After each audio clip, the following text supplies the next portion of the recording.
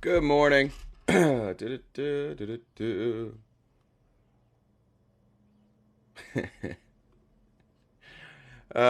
Moderators tried to play a joke on me, and it wound up hurting Jen's OCD.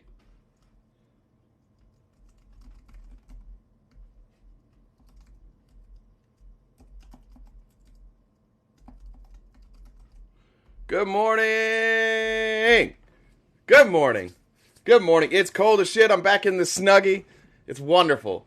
I hope it stays cold forever. It won't, because I live in Arizona, but that would be dope. Oh, you gotta hit enter twice, by the way, on Discord if you tag everyone. Not that any of you would know because you don't have access to that. I didn't want to get rid of that. All right, headed on over to some news today. I'm just gonna give you a quick rundown of what my background's about. Queen Felice sent this morning. Mr. Comer, sweet sweet Mr. Comer. In fact, Felice, would you like to welcome, first of all, when you get here? Good morning. That is quite a Morning. hoodie you've got on. What is this? It's a anatomically correct heart and rib cage. Oh, well, isn't that exciting?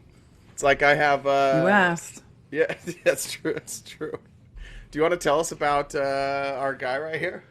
Oh God, it's so bad. Like I'll just read. Like so, you know, James Comer has just recently made his like 205th appearance on Fox to talk about Is that it? the That's Biden all? whistleblower pay for play scheme. But it turns out that James Comer also has been loaning $200,000 to his brother in a much shadier way, though. The Comers are involved in, well, allegedly involved. I have to do more research into this. There's a really in depth. The Daily Beast does a great job of like forensic accounting and researching, like following the money. So this is from that article, and so again, I want to reread this, but the basic thing is even without the loans or the money, so Comer's own history actually borders a conflict of interest between his official government role and his private family business, and it's been going on for decades. Even if this was okay, hold on. I don't want to read. I'm not going to read that, but here. Comer, however, exercised government influence directly over his family's industry for nearly 20 years. Kober has held important positions in agricultural oversight since 2003 while running a family farming business, and those roles overlapped in 2019, the year of the land swaps, like which is what is going on. Their father died, James Comer and his brother, and then there was no will. They both inherited land and money and then started doing a bunch of shady land swaps and loaning each other money, like, and there's inexplicable sums, like the money doesn't add up. Did you And see? Oh, sorry. Did you see Moskowitz tweet about it? oh yeah, him like I just signing dropped it in the Discord. signing a subpoena. Yeah, he's Jared Moskowitz is hilarious. Like it never gets old with him. It's remarkable. Like I remember, that video. Everybody's seen it. It's like at the Christian camp. The virginity is cool. Virginity. That's every time Yeah, Republicans try and do that was my something. childhood. I, Every time Republicans try and like have their big moment, it always comes off like the virginity is cool thing. Like it plays to 70-year-olds who are just learning like what the internet, like what TikTok is, and they try and play to that. It's beautiful, and the ability of Moskowitz to just troll Bad them. news is giving you heels. Bad news is thanks. Are those Ron DeSantis heels? What are those? Are those similar? And you get flowers. Did you see the video How of him tall's falling bad? down the stairs at the debate during the Who? commercial break? Because he was just fell why? down the Why is stairs. he lying about the hills at this point? Like you can't lie about him anymore. And everywhere he goes, somebody's being videotaped, and someone's gonna zoom in on your stupid shoes, dude. It's enough.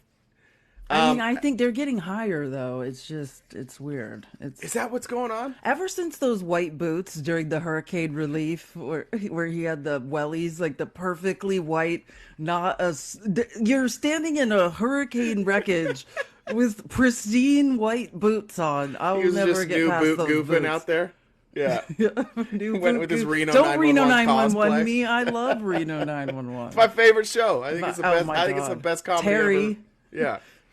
Um, how tall is Bad Views? I don't know. Come on. I know. Well, You listen, guys I know haven't what he discussed looks like. this? I know what he looks like. I don't know how tall he is now. You haven't discussed like Why are you big what, spoon, little what do you spoon? think we talk about all day I long? don't. When people are dating, I don't know. They talk about You things. need to why are you doing this? Is it because it's Friday?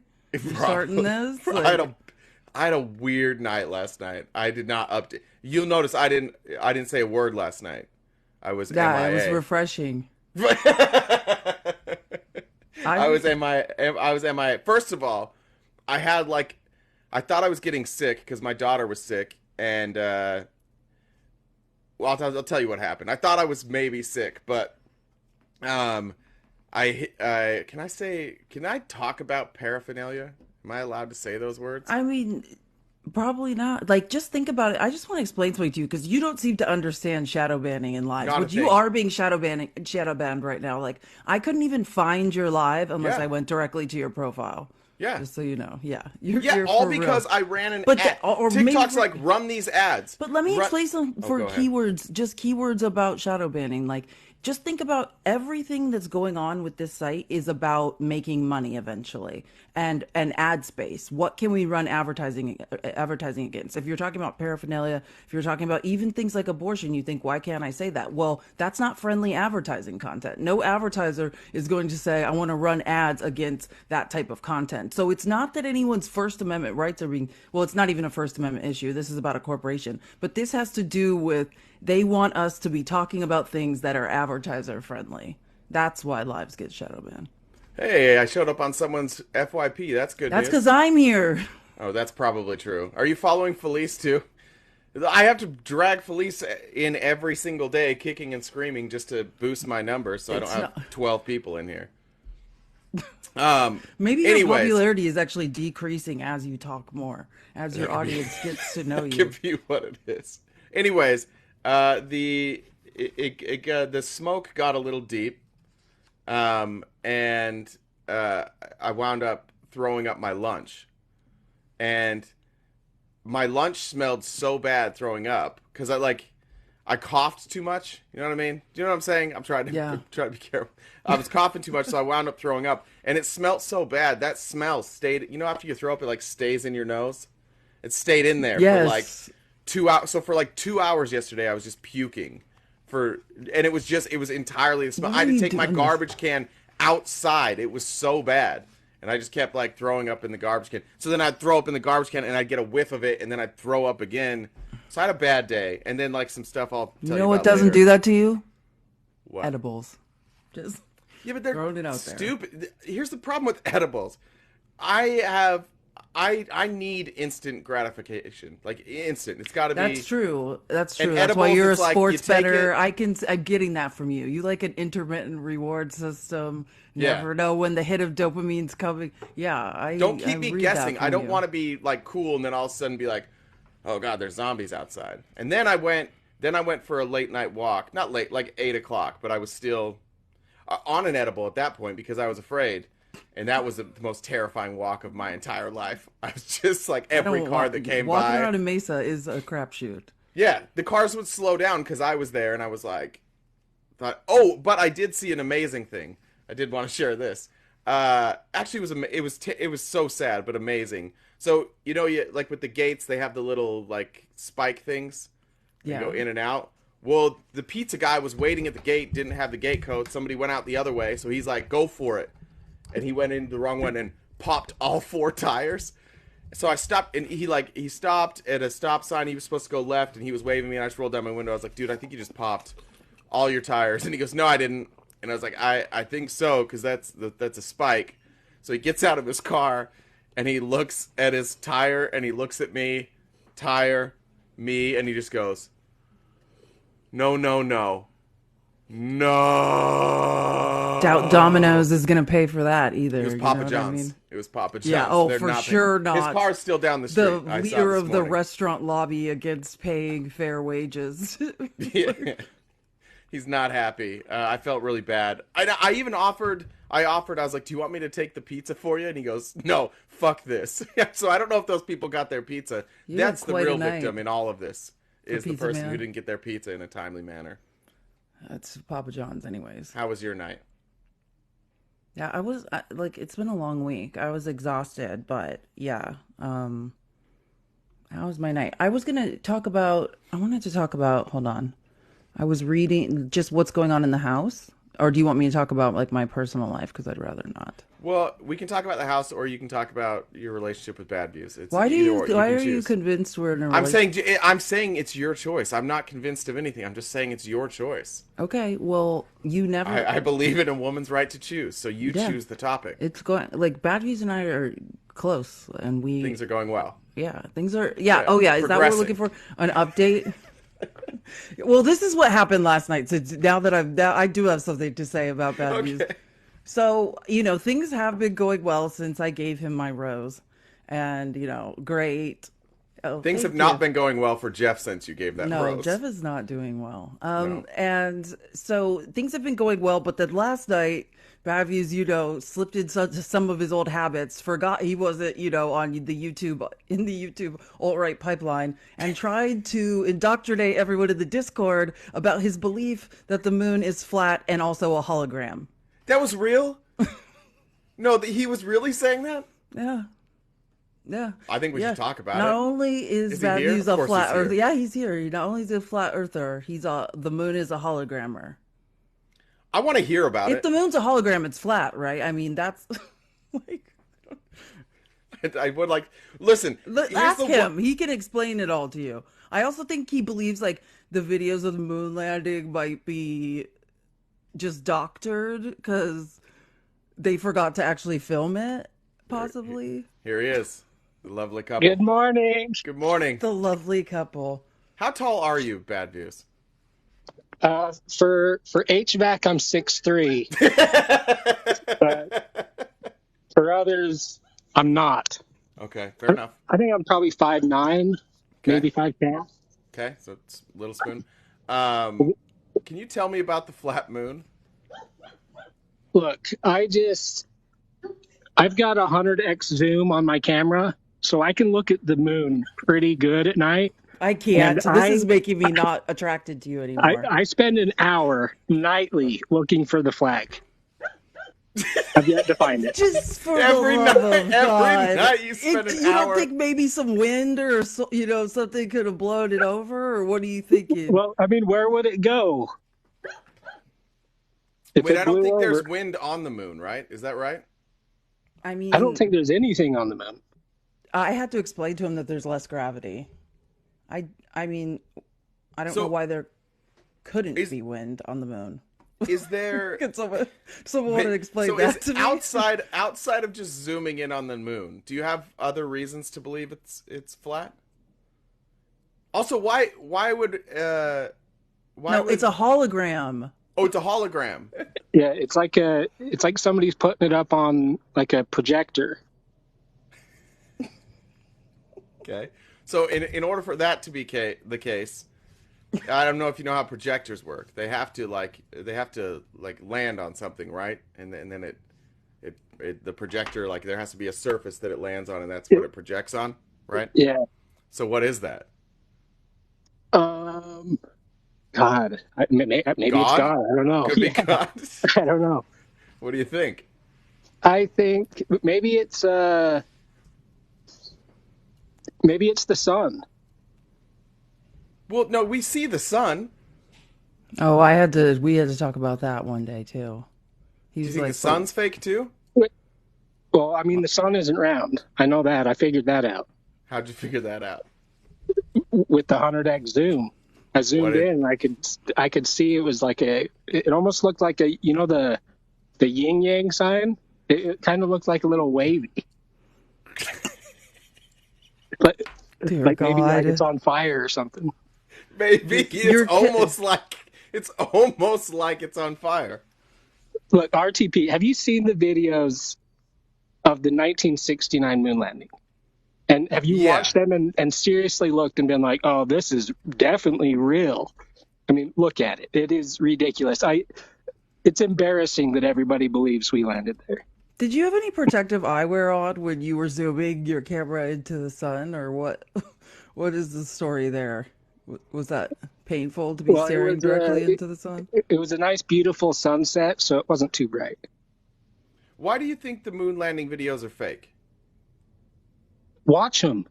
What? That's not. No, That's all not a he thing. needs to That's not a know. thing. I was just wondering what you thought. It was the 60s. Do you understand? Well, and like from what I know, like people wouldn't be able to bring the film that you would actually record on the moon. Like that stuff would all be destroyed coming back through the atmosphere. I don't think Why?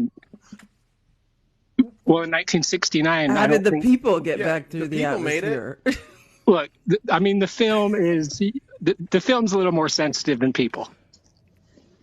Yeah, but not really. I think if They you might have can just cer- put it in a container, you know. yeah, if you can make a container around people so people don't burn up, I think you could make a container around film so film doesn't burn up. Well, that's what you'd think, but I think you're wrong. Lead-lined containers. That's what Aaron's telling us. We've got him acknowledging systemic racism, but we're sitting here debating whether the moon is a projection from an unknown projector on a What do you screen being think- projected onto a screen that no one can identify. So, what do you think rocket scientists are doing? Do you think they all just know this, but they're like, we can't give up the grift? It's such a good grift to be a rocket scientist. I was watching a thing today. It was from Neil deGrasse Tyson, and he was explaining. We sent like a whatever it is, a rocket through space to hit a meteor, and it flew through space. It touched down, hit the meteor, picked up some of the stuff inside of the meteor, flew back to Earth or orbited Earth. It dropped off the package basically, and landed within I think it was like a 2-mile radius in the Utah desert. Like that's how accurate we were. We went and we got a meteor. We knew a meteor was coming. We got some shit off the meteor and we brought it back so we could study what the meteor was. That's pretty great. impressive. Yeah, that's great. Yeah. So So you think those maybe that's guys, all the they're guys doing. that pulled that off, are like they're just in on it with the moon landing? They're like, yeah, this whole thing's Yeah, fake. I mean, I think so. Like, if you think about it, we were in a space race, right, with Yeah. Russia, and it's like, why wouldn't we just lie and say we've already won, and then everybody just jumps on board, and Russia's like, oh, I guess they beat us. Well, yeah, that would have been a good way to do it. Have you heard but- about the but- Cold War? But we were actually trying to develop technology. That was part of this whole thing. It wasn't like a foot race, right? And the winner just got bragging rights. We were developing technology. And what happened to that technology? It's turned into better technology. Better technology, and that's why we never went back, or Well, I don't know if you remember in the 1960s. You weren't alive, and I wasn't either. But I've seen movies. And in the 1960s, if you wanted to make a phone call, there was a thing on your wall, and you spun a dial and you made a phone call. And now in 2023, because of our ability to put satellites into space and build infrastructure, we can send messages to each other. We have internet. Elon somehow has like space internet for everybody. It's a little bit different. Like things have gotten better due to that technology. We can predict weather more accurately now. I can We can explain track something Sa- that will we can make track this will help Santa. everyone make sense of this. Bad Views thinks that it doesn't understand that evidence-based science progresses, right, and then discovers new things. He thinks that every time something new comes out, that it disproves science because the original discovery is then proven wrong. What's your life like? Like day to day? Do you just wait, like everything you see, do you doubt it? Or what I don't even know what you do for work. How are you going to support Felice? What do you do for work? yeah, I don't work. Okay. Well, you've come to the liberal side. It's a good time for that. Yeah, well, I don't know. I don't want to get too much into it, but I got really not lucky. I lost all faith in the system in 2020 during COVID, and I I put everything I had into crypto, and it worked all right. Did you really? This Yeah, really happened? The yeah, and fuck? it's Did you still say and there. it worked all right? Yeah, it worked all right. And if anyone's paying attention, You're a we are crypto creeping up. bro. We're creeping up on This has another been bull run. enlightening, this talk. We are? Yeah, the next bull run is hopefully close. And you do recognize Trust this me, is just bro. a big Ponzi scheme, but you just are on the right side of it, What right? are you? No, what are you talking about? Like, Crypto. I'm talking about crypto. Bitcoin has been around for over a decade, and at one point it was worth way less than a penny. Yeah, It's Ponzi worth schemes have been around for more than a decade $36,000. too. Where's the Ponzi scheme? Okay, Well, but you don't. That's not what the Ponzi scheme is, though. The Ponzi scheme are the people running the crypto exchanges who are getting Wait. who are getting billions upon billions of dollars, and then like Sam Friedman them. Okay, but Bitcoin yeah, so like specifically, this, that's like I'll tell you super why it's a decentralized. yeah, I'll tell you why it's a Ponzi scheme. This is how Ponzi schemes work: is that essentially you have all this money put in, and eventually some people want to take money out, and in order to take money out, because you've already paid people and because it's a Ponzi scheme, you have to raise more money. So when you see these massive like pump and dumps in crypto, or you see these peaks and these valleys, this is just people putting money in to get money out, right? Or using influencers to rise the price of their coin so that people can get out. Yeah, Like you're talking. every influencer that was around in 2020 to 2021, every one of them was involved in a pump and dump scheme. Like every last one of them. Yeah, I mean, You can you're check talking out. I don't know if about you can check other. out CoffeeZilla. CoffeeZilla on YouTube, who's amazing, has uncovered so many of these rug pulls. Yeah. Okay, I mean, with Bitcoin specifically, though, I don't think that's happening. No, we're talking about the exchanges, not the current. I'm also talking about the currency, but anyways, I was just that's. I'm really happy for you. I'm happy. I think this is going to work out well for Felice. So how much crypto does Felice have? Is what I want to know. None. How much could she potentially be walking into there? Oh, Bad you're news? talking about how much do I get once I Yeah. marry? Well, Bad views. I mean, here's the thing about crypto: like, it could be worth zero tomorrow. So, So you legitimately don't work. yeah, What do you do during the day? try to get out. Just What do you do when you get out? What do you do? well, usually I like to go like into nature. Okay. He's a transcendentalist, Yeah, the philosopher. Do you know like Henry David Thoreau and like Ralph Waldo Emerson and Yeah. like that, like the 18th century transcendentalism? That's Bad views. So is your He hangs plan out like alone in nature. cabin in the woods type thing? 100%. 100%. Do you In have? Schofield. Wait, have you been to Schofield? I have bet lots of times. Yeah, great cutthroat trout fishing in Yeah. Schofield. It's the only So native that'll cutthroats. be my place when it all goes to hell. If you need somewhere to go, You're going to Schofield, Utah. Schofield. Yeah. Sweet.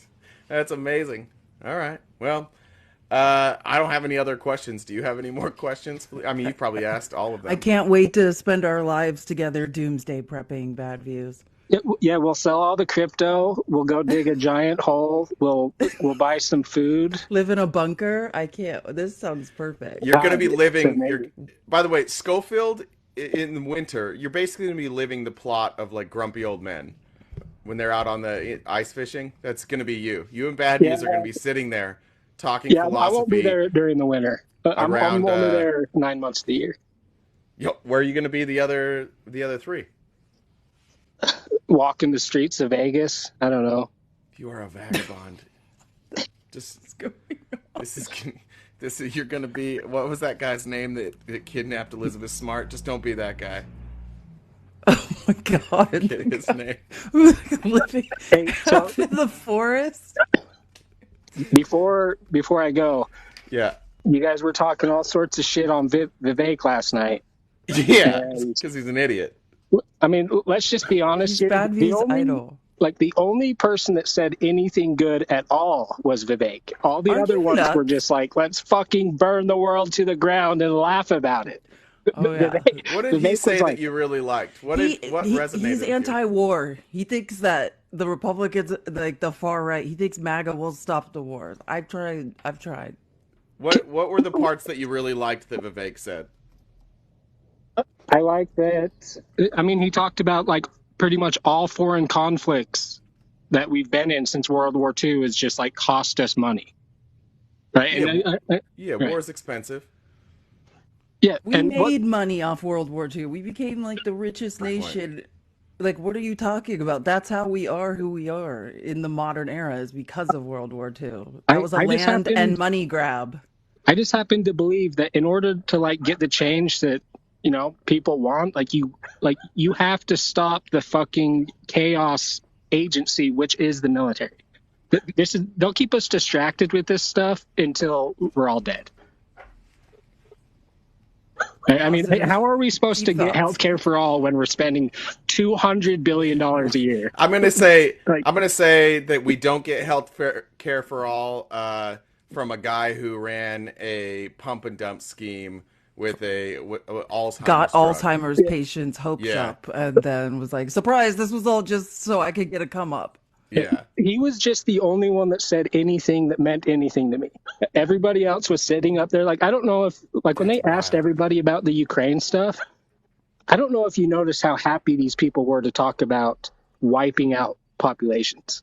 Like Nikki Haley, like when she said, "Oh, my hills aren't for walking or whatever. I use them for ammunition." It's like, what the fuck is wrong with this lady? She would literally burn the world to the ground. And I don't know if you noticed when Vivek asked her about the Boeing thing and the military and how she got rich. No answer. She had no answer for that. She knows it's true. She's a monster. Real quick though, but again, Vivek making all of his money off of a pump and dump scheme for an Alzheimer's drug, not a monster, but Nikki Haley, monster. I mean, he can be a monster too. I'm just like, somebody needed to say what he said. That's You all. know what I think about Vivek, to be honest, about Ukraine and his entire war stance? I think the reason that he doesn't talk about it is because he doesn't know what the fuck he's talking about. So the easiest possible answer is, let's get out. That's all he says. But he wouldn't be able to. He can't ever define what he wants to do. He doesn't want to explain how he would get out. He has no plan for how to convince Congress and the Senate to get out. He has no plan whatsoever. Dude, Right. he's just a crypto bro up there. For him to start the debate off just like begging for Joe Rogan, Elon Musk, Tucker Carlson, Bukaki was like it was the most transparent opening to a debate I think I've ever seen in my life. He was All just right. like, "Hey So guys, Jay, I'm here for the clicks. It I'm just just here speaks for to the who his clicks." audience is. Within the first couple minutes, he invoked the like unholy trinity, Elon Musk, Tucker, like then he just is like looks around. He's like, "Where are the women in this room so I can insult them?" Just to prove like, "Hey, far right crypto bros, I'm a misogynist too." Like, hey, you so know, like I mean, it was deeply offensive to everyone who's not a blonde-haired, blue-eyed white man. well, that's not me. Bad views. What color's your hair, Bad Views? It's Can I show you? brown. Can we show your face? Yeah. Can I show Uh, everyone a picture of yeah, you? yeah, you can show a picture of me, but Are you don't keep it serious? up all day. Yeah. Okay. The reveal? It's happening here? This is crazy. Are you sure you want to do this or should we just hype it up for a week? Should Yeah, we we'll just hype do it it? up. We'll Yeah, we'll let's do we'll, it we'll like we'll next talk Friday. about it maybe Your tomorrow. face, you just had a hit of dopamine go through your body. Look, your face was like, do you want to wait a week? What are you thinking, Wait, did you Jay? just see his are you looking at his face right now? No, I'm talking about your face. Oh, The I was shocked like, look on wait, what's your going on? face. I was so happy. I thought we were gonna have I'm shadow banned. That might undo it. Nobody wants to see it. All right. Well, I do. Felice, I mean, will you send me a he's picture? got a good-looking face. It's All gonna right. kill you guys because he's good-looking. Hey, wait. So Jay, I want to touch on this real quick. So with what Vivek was saying, don't you think what he was saying is much more aligned with like the MAGA base is like compared to the other four that appear to just be running on Dick Cheney policy right now? I'm far more concerned about Vivek than Dick Cheney. Vivek is an actual fascist. Vivek is advocating for actual fascism, and he's using these populist talking points to do it. That's my biggest problem with all of these people. And populists love to do this. They pretend that this is what they care about.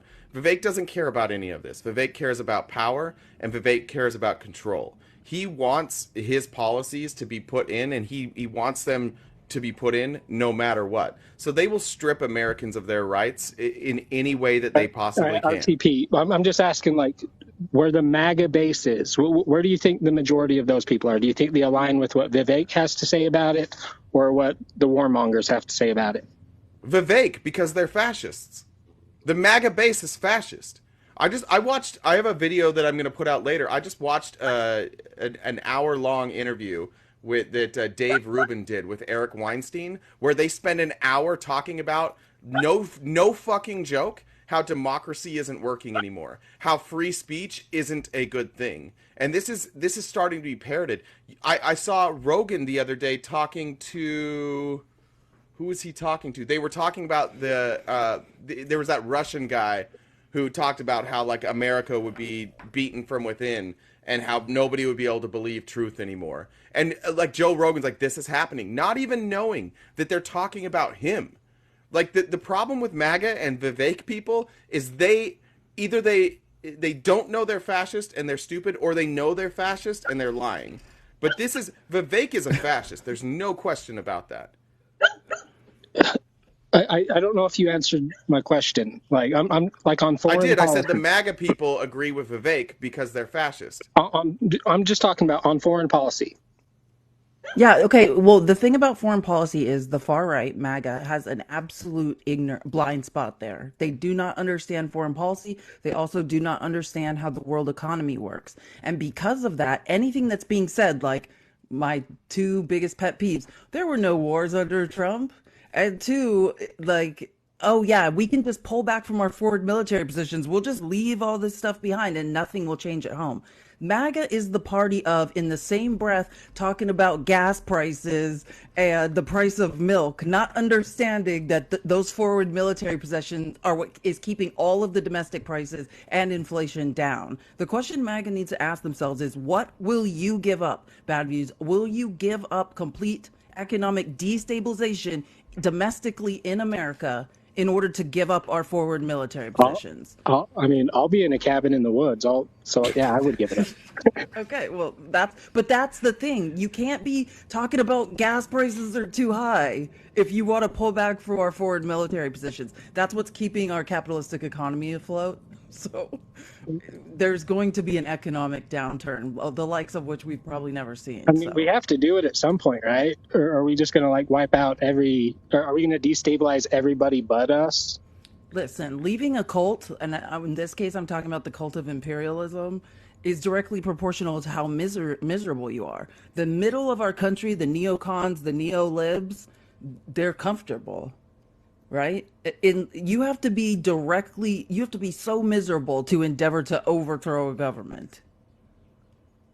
And as long as we keep domestic prices, the economy stable, why would anyone really need to leave this, right? That's why the hastening of late stage capitalism forces change, will force the fall of capitalism because of scarcity in the economic market. Does that answer your question?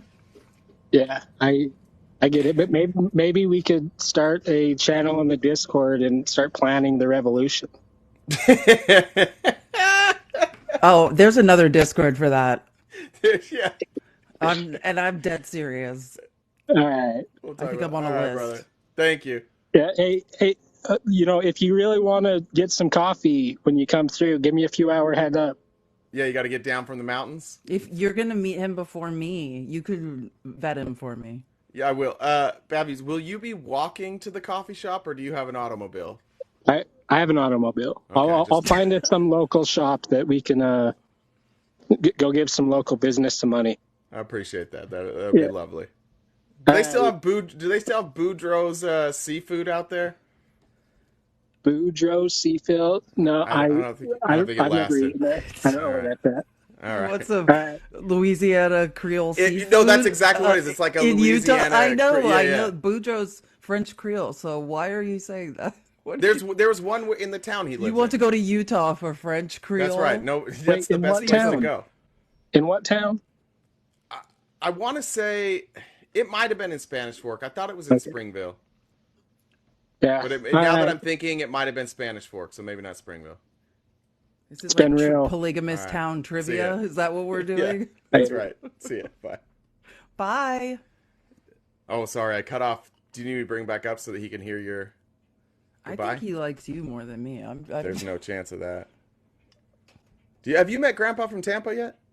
No, I have not. But Oh, here's the Grandpa site- from Tampa. Hi, Grandpa, how Grandpa are from Tampa. Hey, I'm doing okay. The box was empty, so I just wanted to get some financial advice. He was talking about crypto. I wanted to let you know where I'm at down here. you? I Okay. just got my tax bill in the mail, and it went up 50 something dollars for my taxes for my house. So I had to justify that by shutting the water off. Thank God I have a swimming pool that I could, use to flush the toilets and shower. And so what is it that we're Are gonna you do? not? You're not joking about that? That you really had to do that? Well, I mean, I'm drowning over here. As you know, Yeah, I've Florida. been on I'm on a peanut butter and jelly diet as it is. So I don't know what else to do. Uh, I'm looking at probably another year to drain this pool, and then it's going to pop out of the ground. I'm in all kinds of trouble. So what do? We Police. need some. Here's the background. Grandpa from Tampa lives in Florida. Every single and I believe you're on Social Security. Is that right? Yeah, I'm on Social Security. Yeah. I worked 34 years, and they give me like $18 a month to survive. Police. You need financial advice? Are you asking? So I don't know. you need alternative streams of income? Have you considered selling pictures of your feet? Uh, I have a hammer toe, so I don't know how well. That's a niche you just don't know. People are into different things. Never say never, sir. I don't know if that would go well with a hammer toe. And on the other foot, I'm missing two toes, the big one and the small one. Well, yeah. There's your niche right there. You're the 8-toed Dude, man. toe amputee is like a whole thing. You nailed it right there. There's a market. If you want, I can put my Discord on this. They can start doing some research on how to market that. I think Whisper would probably know. He posts I got pictures like of his toes all day long. I got like $8 left in the bank. I was wondering if I can invest that in that crypto and get the water turned back on.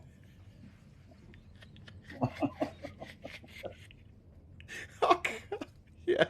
Here's some I don't know, advice. guys. Here's some feed advice for you. Here's your guy. Go ahead, Whisper. We got Whisper. Here's the scoop. We got $8. Okay. We got $8. We got 8 toes, and we got one of those toes being a hammer toe. We need to figure out how to turn this into enough money to last for the rest of the month. And it would be nice to pay for Thanksgiving dinner too. So I'll give you a hint. There's a niche market for old guys with fucked up feet. You can just roll into ChatterBait or Cam Soda and create an account and get going. Dead serious. I'll take that I told advice, you. but what? I'll take that advice, but what makes you think I'm old? Maybe it's the grandpa part. Maybe. Ageist. Could be the part when you said you were on Social Security. Could Yeah. be. Oh, There were a few clues. I thought I was maybe you drawing thought I was conclusions, old. but if you're not, I'll accept it. There's still. Oh, I thought you meant I was old because I had a hammer toe. Oh no! Have you seen my feet? I don't judge. He's got Wow. Whisper's got 10 thumbs for toes. That's what he's got. Every one of them's a thumb. And they can all move individually too. Well, that's about all I got today. So All right, thanks, Grandpa. Appreciate it. I'll be watching you guys. I'm gonna get back to toting water from the pool from the buckets. All right, sounds good.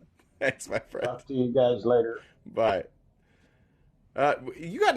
Do you have a shirt on underneath that jacket? What are you doing here? I'm getting ready for work. Shut up. Is that I a have robe? shirt underneath my jacket. No, Yep, this is I'm a getting ready hoodie, for you work. weirdos. No, I'm talking to Whisper. How are you not hot? Oh, I thought you were talking to me. No, it's Okay, 65 everyone, keep your degrees clothes in my on house. and let's just move on. All right, you gonna do something about your hair before you go to work? Probably gonna do my hair. Yeah. Yeah, I was gonna say I'd like you to have a good day, but the hair's a little. No one looks. You at go my into work? Is it a place you go, or I just He goes- thought yeah, he hackers, goes like, in. I thought you would go underground. He goes You know, just- under in around. things around. Lots Takes of a lot of different orders. All right. Well, good luck today. I hope it's a productive day.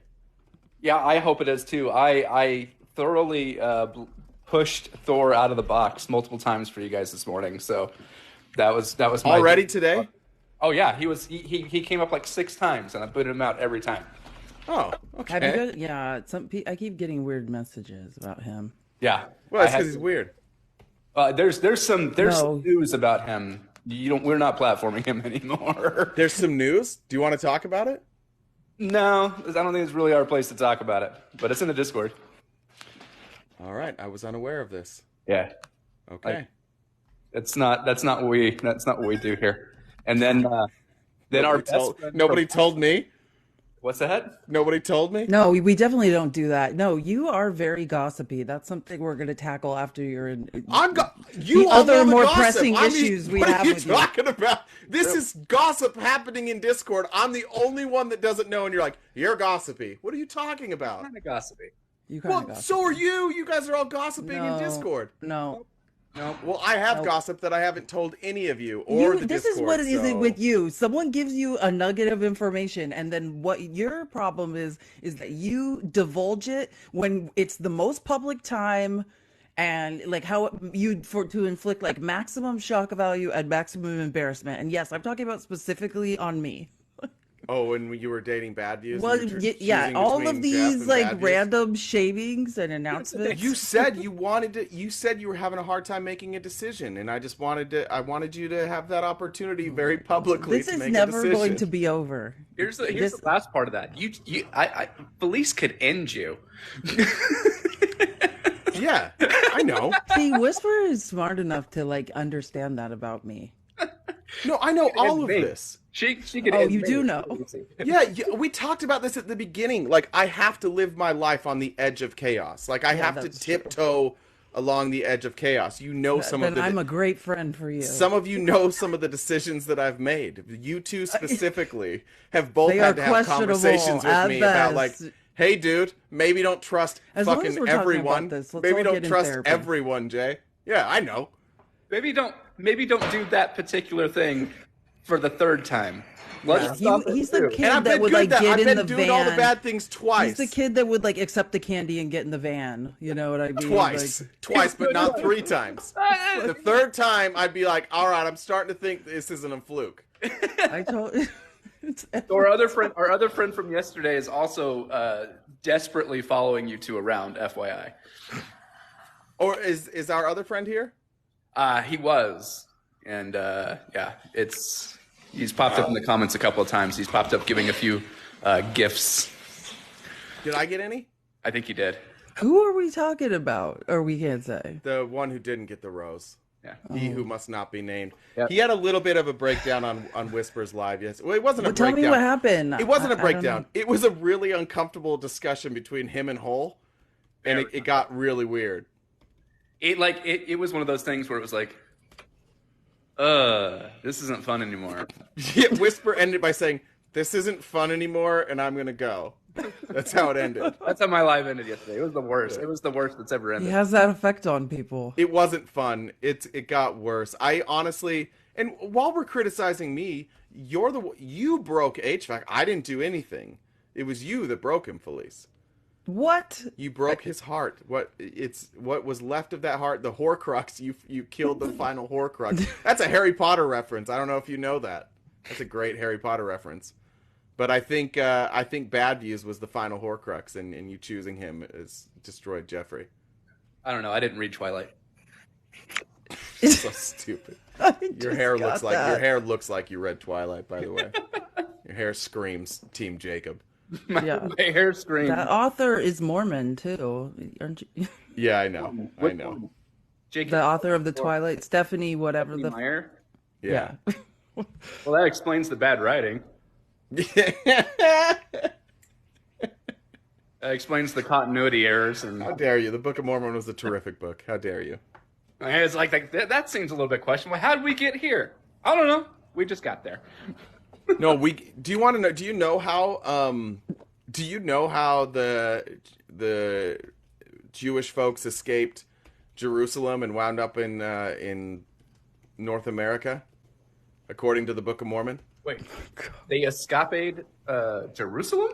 Why'd you say escapade? You didn't know that they were of Jewish descent? Yeah, then the Native Americans used to in the Book of Mormon. It used to say the Native Americans were the principal ancestors of the Book of Mormon, which would have been, and the principal ancestors of the Book of Mormon came from Jerusalem. They were Jewish folks that came from Jerusalem. Yeah. Specifically, the branch of. Shoot, there was a stick of Judah and the stick of there was another stick in there. Ezekiel, maybe? I can't. No, it's in Ezekiel. There's two sticks. See, the thing is, the stick of Judah is supposed to be the Bible, and the other stick was supposed to be the Book of Mormon.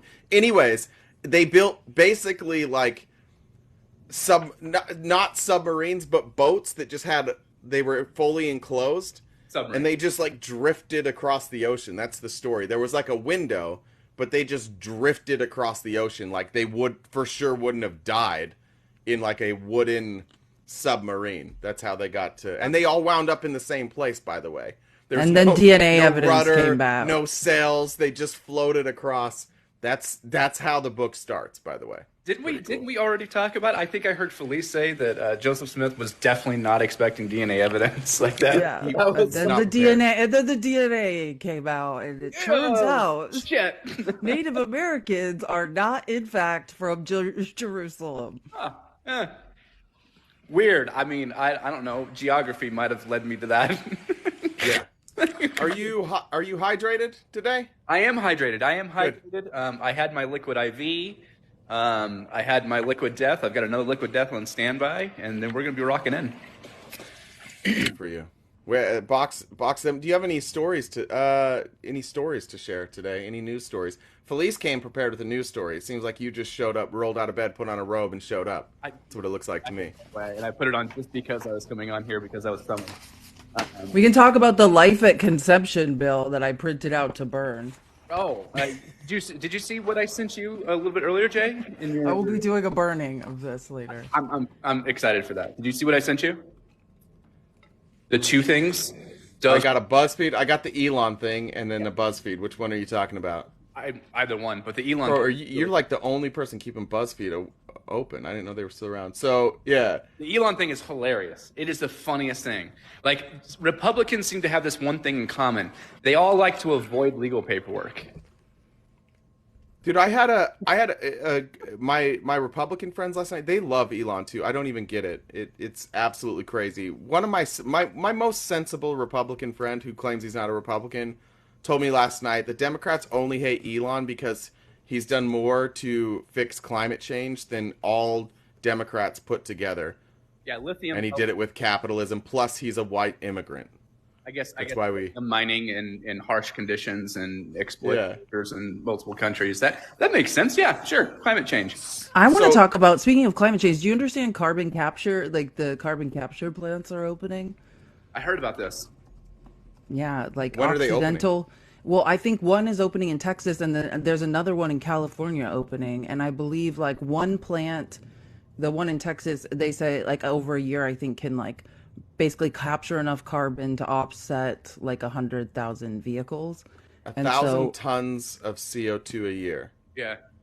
In the one in California. And so the plan is to roll out 100, which would be, offsetting like 1 million vehicles, which would make a huge difference if we can capture that much carbon. Well, they did. By the way, for those in the box, we're just looking for opposition. I don't think either of the people in the box are opposition. We're not going like full panel today. I know it looks like that, but these two fine folks work with me daily and behind the scenes, so it may look like a panel of just randoms, but it's not. So just letting you guys know. Can we talk about the Elon Musk thing? Can we get on that? This subject? is my show. Hilarious. This is true. She's taken over at this point. That's fine. She gets more gifts than both of us. That's true. This is the Discord is mine. Yeah, Felicia's like, let's work together. I didn't know this is what it meant. She was just going to take over. And she just got her, like, apparently now she has this, like, rich little crypto boyfriend that just simps for her and is building a cabin for her in the woods. So after she takes this over, they're going to move to a cabin in the woods and live on And I'm crypto. going to listen to him talk about the moon being a flat hologram for the rest of all eternity. Oh yeah, yeah. And so who's going to get the rose between that and the Spaghetti-O guy? Oh, Tony Ravioli. Oh, yeah. Can I keep Tony? Yeah, You got I'll bad tell views. Tony. I get Tony. I'll ask Tony if he wants to, if he's going to come to the live, if he can come to the live. I can't say what he's doing, but it's interesting. Thor, there's no way I can bring you up, dude. I've now seen the stuff in the Discord, so you should just go away. Like forever. That's you should. If I were you, I would probably just like get rid of TikTok and go away. That's what I would do. If what I saw is accurate, that's not good. Yeah, It's not good, Thor. It's unfortunate that it comes with receipts, and so Do we have the receipts in the Discord too? Somebody DM me. We the are receipts. not. This is not the type of show we do, though. Like, I'm not interested. that's why I in- try to keep on going back to Elon Musk. Can we Sorry. talk about the fact that him and multiple other Republicans are notorious for avoiding paperwork at this point? Like, who is it that's avoided a subpoena for like 504 days at this point?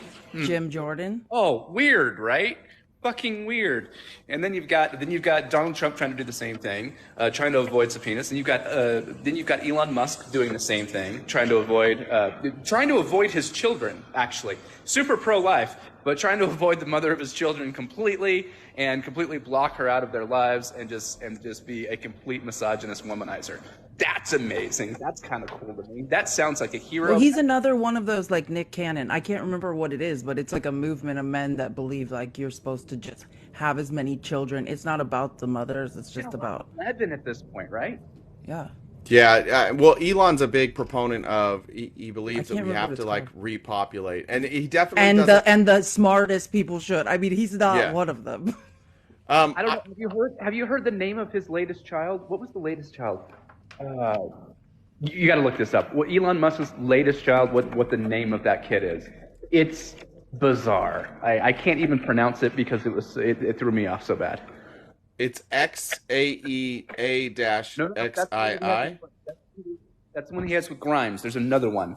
It's like, I swear it sounds like Megatron. I'm not even kidding. I'm not joking. Oh, I should make an announcement. If anyone is following, there's 629 people following this account. It's like my account, a girl has no name, like underscore. That is not my account. So whoever all the people are following it, that's not me. Techno Mechanicus. That kid's gonna get his ass beat if he goes to school. They're gonna have to Techno- homeschool. That you have to homeschool. And I don't like that, but like there's mean people in this world. That's not gonna go well. I actually do have something planned for this live, Felice, that I was gonna surprise you with. I can't even. Did I leave for It's this? public humiliation, It's obviously. not. So what it's is not. it? No, it's politics. I wanted to go over the. Wait, someone asked me to say it again. The account's name is a girl has no name, like my account is spelled, but underscore at the end. That is not my account. Anyways. Duh. Okay. Sorry, I was just reading a message. So I wanted to go over the 10 Senate seats. I was looking at because we keep getting asked about what we think is going to happen in 2024, and I think I've changed my opinion. I think that the Senate likely will not go blue. I don't think that there's Well, because of Joe Manchin. there's Joe Manchin, but then there's the other one. So let's start with Joe Manchin. Not only is Joe Manchin retiring, but Mitch McConnell knew about this. Mitch McConnell's been funding it forever. There was a weird story that came out. He's funding. He told Joe Manchin that he could run again, but Mitch McConnell is going to use that Senate dark money fund that he controls to throw everything he has at unseating him. Yeah, and I think I can't remember who they were running, but there was also a PAC that filed the same day Joe Manchin announced he was leaving, like a draft Mitt Romney PAC, which is very strange. Have you guys seen that story? No, I've heard I've heard a lot of rumors about Mitt Romney here lately, like a lot of rumors about Mitt Romney, but I don't know what to believe. So there's a PAC called Draft Mitt Romney that was filed on the same day or maybe the day before Joe Manchin left, and it was filed in West Virginia. So that one's interesting, but West Virginia was carried in 2020 by Trump by 39 points. So Joe Manchin kept his seat there. He'd been there for 14 years now. He was seen as a moderate. He was seen as somebody who was friendly to coal, which is super important in West Virginia. But Manchin, it said, in the first quarter this year, raised $371,000, which is a very small amount of money for him to raise in one quarter. He does have $10 million in the bank, it appears, but obviously he's stepping away, and I don't know who they're going to replace him. But that's probably, Felice, do you see any scenario where that doesn't go Republican? No, that's why I like it. I think it's Nemo who always says like Joe Manchin, we might not like him, but he's the best chance we have. Yeah. And that's why, because like that will be the bluest probably that seat ever is. Right. And so, yeah, it remains to be seen, but yeah, the chances are not good. That's why it's like no one liked Joe Manchin, but I think the only chance is if you literally have like a coal CEO step up and run as a Democrat. I think that's the only way. Somebody who represents the coal workers, but is also a Democrat, like just a Joe Manchin. We need a Democrat copy. to just do what the Republicans do and just run as a Republican and make up and then just be like, surprise, I switched my party. Okay, so that one's probably being lost. Then you go to Montana, you have... Until the very end and then go, hey, I'm going to be independent this time. Yeah, it's cinema. It's cinema. Montana, you have John Tester. Now, Tester, I was looking, he's raised... This will give you an idea of the difference. In Montana, John Tester has raised $5 million in the first quarter. Wait, I thought it was like 2.5. Nope. I'm seeing $5 million is what John Tester raised in the first quarter. Oh, this guy. I was afraid it was him. I had to look up his picture. You know who it is. I thought he was like at 2.5. That's wild. He bumped up to 5 in the first quarter. That's pretty significant bump because And $1 million of that came from small dollar donors, which is pretty impressive. So he has a good, like, I think that John Tester's seat is probably safe in Montana. Just judging by the amount he's fundraised. Even though Trump won Montana by 16 points, which is pretty low, actually, for Montana.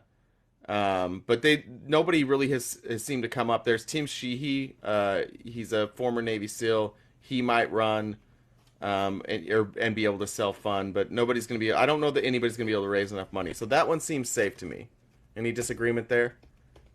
No, I agree. I think Tester, from what I know, I used to live in Idaho. Like, people like him. He's well liked in Montana. Yeah. Then you go to Sherrod Brown, who's in Ohio. He's the only Democrat ever to win a non-judicial statewide race in Ohio in a decade. He won... What did he win by? He won... It was fairly narrow, but Trump won Ohio by 8 points. J.D. Vance then beat Tim Ryan by 6 points, and J.D. Vance was a Trump guy. Tim Ryan's fabulous. I really wanted him to win. Yeah. And Ohio, obviously, we just saw what happened in the special election. That's a state that, like, it's not out of reach for Joe Biden to win Ohio. It's not out of reach. I would say Sherrod Brown is probably safe. That one probably stays. Is anybody else thrown in their hat besides Joe? Is Joe Biden just going to be the runner? Is that how it's going to be? I mean, you have Dean Phillips. I wish it was Wilson Phillips, but it's Dean. Literally, no one else has put in anything. Right. No, nobody's going to run. You can't. And the Democrats aren't going to support anybody else who runs anyways. Then you go to Arizona, you have Kyrsten Sinema. I can't imagine, Felice, there's no way we're going red, right? There's no way in 2024 that Arizona goes You're red. talking about Scary Fake? Oh, Carrie, I thought you were talking about the Senate Scary Fake. Yeah. You're talking about Carrie. I was Is like, what are you Carrie talking like about? going to? I mean, I don't know who's gonna run against her. Like, if she can make it through a primary because she's insane. Well, Gallego's going to beat her in a primary, right? Guy, what He's do you mean? raised. He, He's I don't. he's outraised her. He raised 3.8 million. She's raised 2.1 million. Now she has a cash on hand advantage, like she has 10 million, but she's being outraised by her opponent. So in the chat, I was looking at it. People are saying that Gavin Newsom's going to be the Democratic nominee, and I'm like, I haven't seen that happen yet. I haven't seen a push for that at all.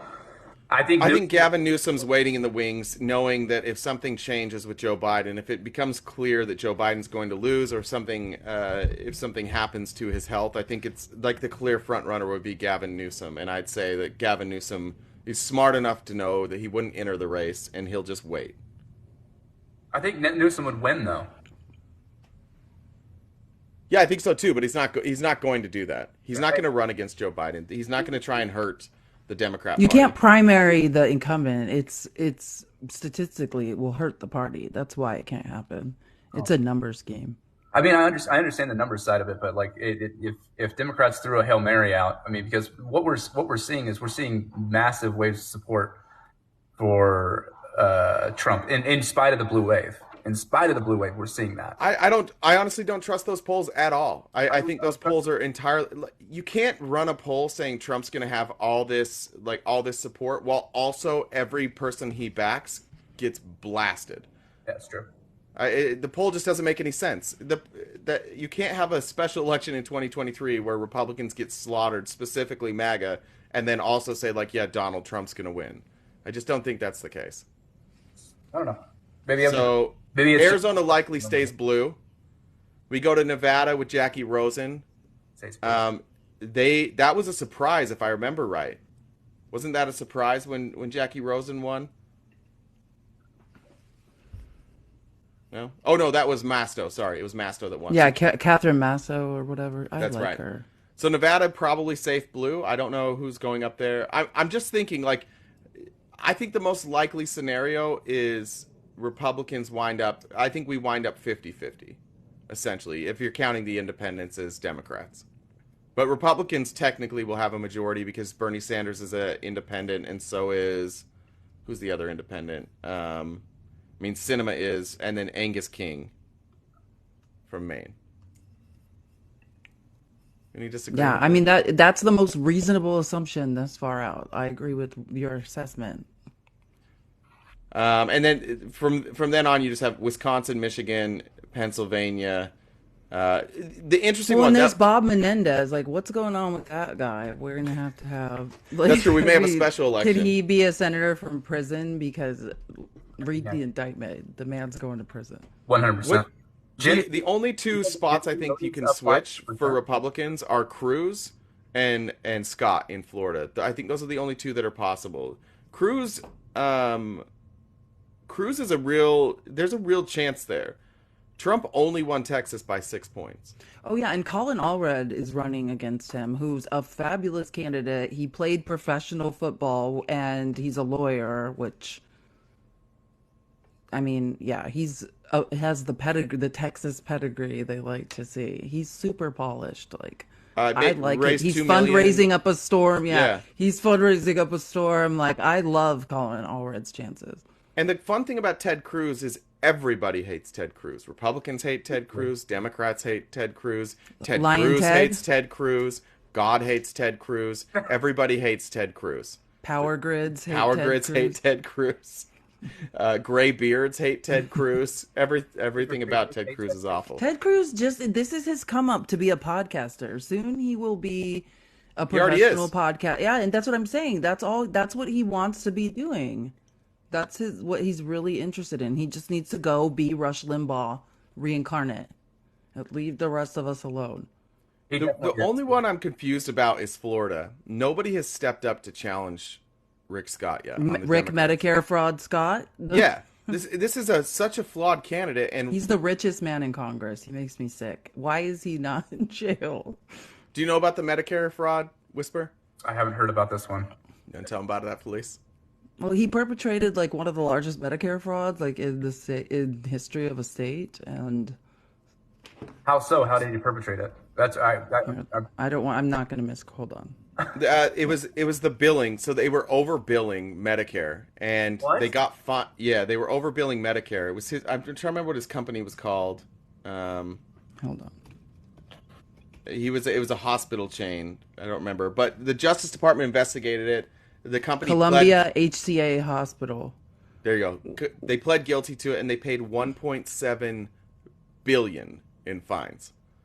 But they were overcharging Medicare. So this is a man who's literally defrauded the government, running on the Republican ticket, who complains consistently about how entitlement programs are misused, how entitlement funds are misappropriated, how all the poor people are taking advantage, and just his fines alone were 1.7 billion.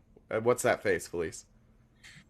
I'm agreeing with you. I Oh, I hate thought you had Rick another. Scott. Like I have such disdain for Rick Scott. How like that's he's the one that Obama called out like at the State of the Union address.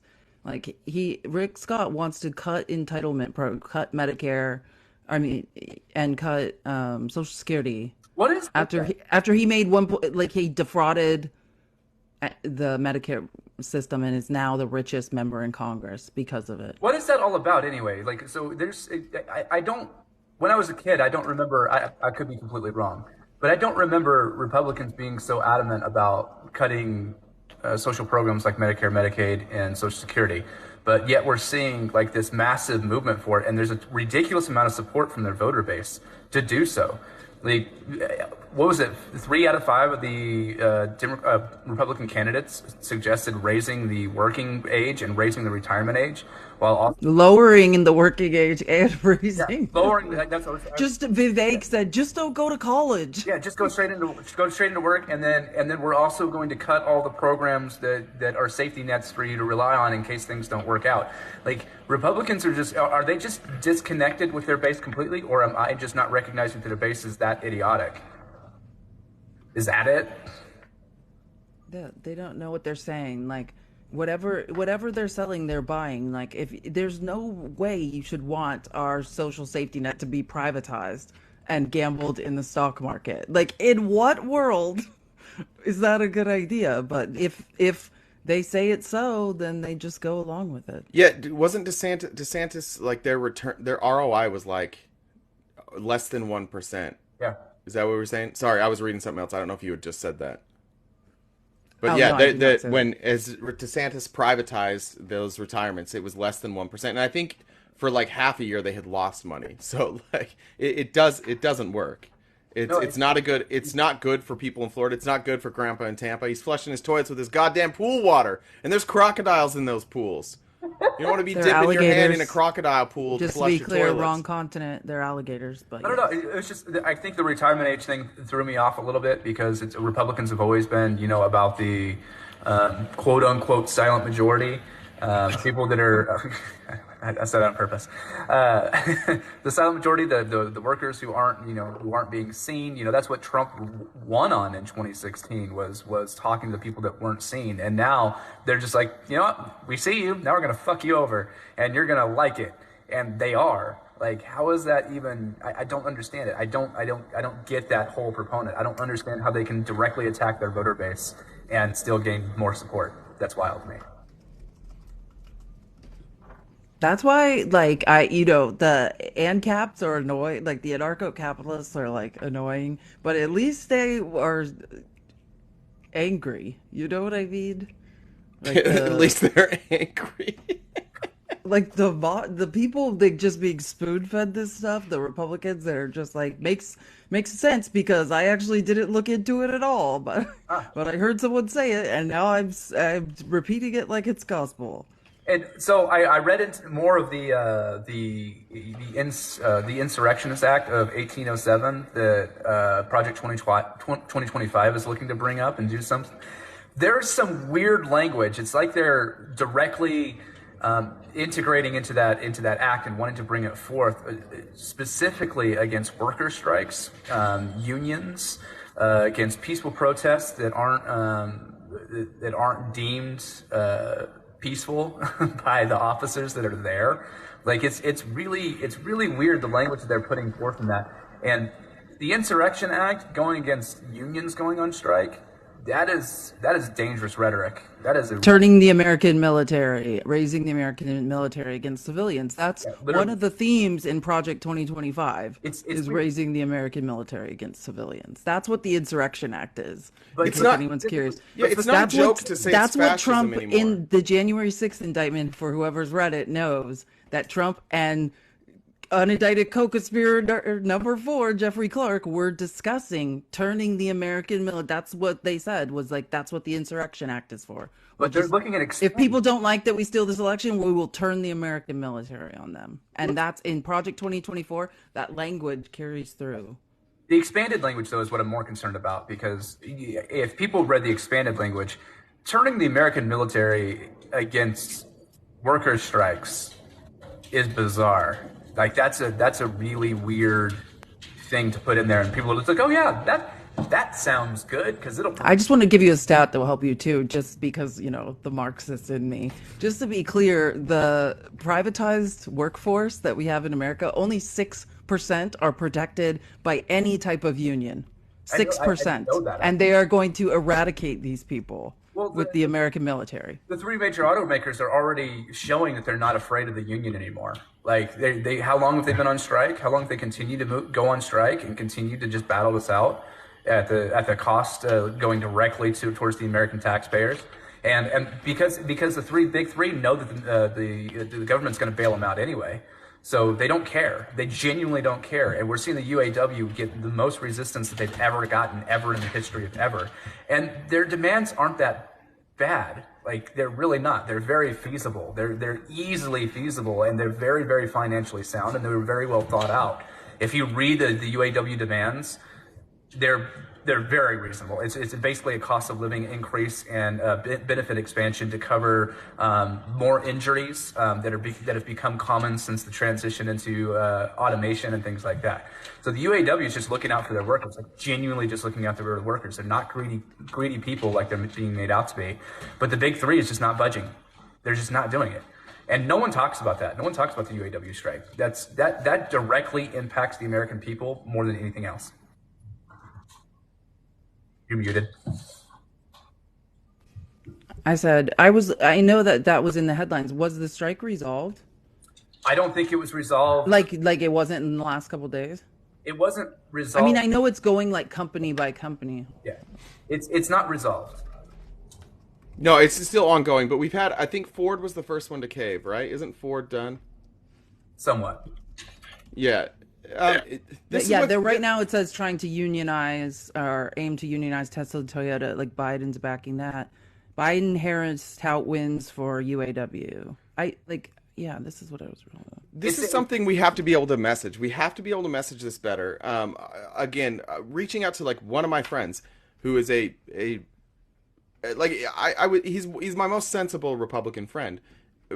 Totally anti-union, believes that unions are a cause for all the problems we have in pricing for auto manufacturers. He doesn't believe in teachers' unions. He believes the teacher unions are the reason that we have a problem with education. Our messaging has not been good on unions. The bootlicking of the rich has come to this point. We've been saying it for a while now. Like when Project 2025 was released, when Agenda 47 was released, we talked about it and we said this looks like fascism. And I'll admit, even for myself, I was like, okay, Donald Trump's running on fascism, but like nobody's going to get behind this. And now we're 4, 5, 6 months down the road and we're finding out that fucking everybody is behind this. They're like, yeah, we're going to back this. The Republicans are on board with this.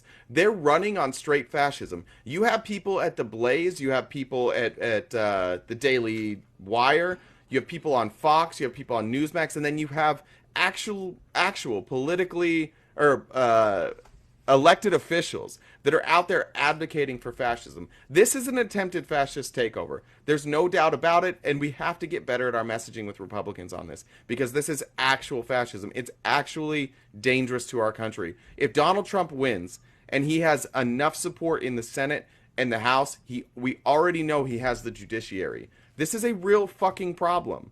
Yeah. It's not joking anymore. It's not election interference. It's not fear mongering. The plan is out there. You can read the fucking plan. When you're calling Republicans fascists now, you're not saying Republicans are fascists because you're trying to win an election. We're pointing out that's fascism. Read it. Listen to what they say. They're saying we're fascists without just saying we're fascists. And you know what fascists never do? Say, I'm a fascist. They never do that. They never say, I'm a fascist. They just do fascist shit. Yeah, I'm with you. I want to say, so it looks like the big three automakers, they're in the ratification process. Yeah. So they reached the agreement and they're ratifying it now. So Yeah, which is common, which has been common before, that the ratification sometimes turns sour. it's like being an escrow. Yeah, it actually still looks sour, because one of the things that was mentioned in the comments is so union workers were looking for a 4-day work week with the same salaries, right? What you don't understand is their 4-day work week was 10 to 12 hour shifts still. So they're asking for, they're currently working 10 to 12 hour shifts 5 days a week. They were looking for a boost in pay that would equal, which is generally just a cost of living increase. That's all it is. They're looking for a 4-day work week to be paid the same, and that's fair. Most of them are already working 4 days. That's already happening. That's already something that's pretty common, because they start hitting the labor caps. They start hitting the 12 hours times 4. They're hitting close to 50 hours there already in a work week. So they're already over the normal. They're already over the normal work week, and they're moving into, like I said, they're just asking for a cost of living increase. That's really all it's asking for. I'm also asking for that. I'm also asking for a cost of living increase. And actually, I'll just take not being shadow banned. Actually, that's what I'll take. All 3 of us in our mom's basement tonight. That's pretty cool. My mom does have a nice basement. I wouldn't mind living in my mom's basement. Are you going to come stay in my basement? No. Yes, you are. You're No, I'm not. You're going to stay in my basement. No. I know what happens in your basement. That would be amazing if you lived in his basement. We could just go. I'm waiting for. I'm going to move in with Bad Views and Felice. They're going to make a little in the spare cabin in Schofield. Yeah. God help us. Gonna be That sounds lovely. like a crowd. You can come too. You can visit. Nope. Yeah. I'm going to do it. Coward. Anything to do with that. Hey, I do have to go to work, guys, but I appreciate Yeah. you. Stop pretending sure- you have a job. Make sure you clock in on time. You can tell everybody what my job is. Go ahead. Are you joking? No, you can tell everybody. I'm not. No. Oh my God. No, I don't want to do Oh that. God. I'm already. Listen. No. We'll just say no. I'll explain why Let's after. just talk about Let's talk about Let's something talk about else. this. Can we just talk about it at a later date? please? Advertise on your own time. I'm already in You're trouble. Scared. Love you, buddy. You guys have a good day. Love you too, bye.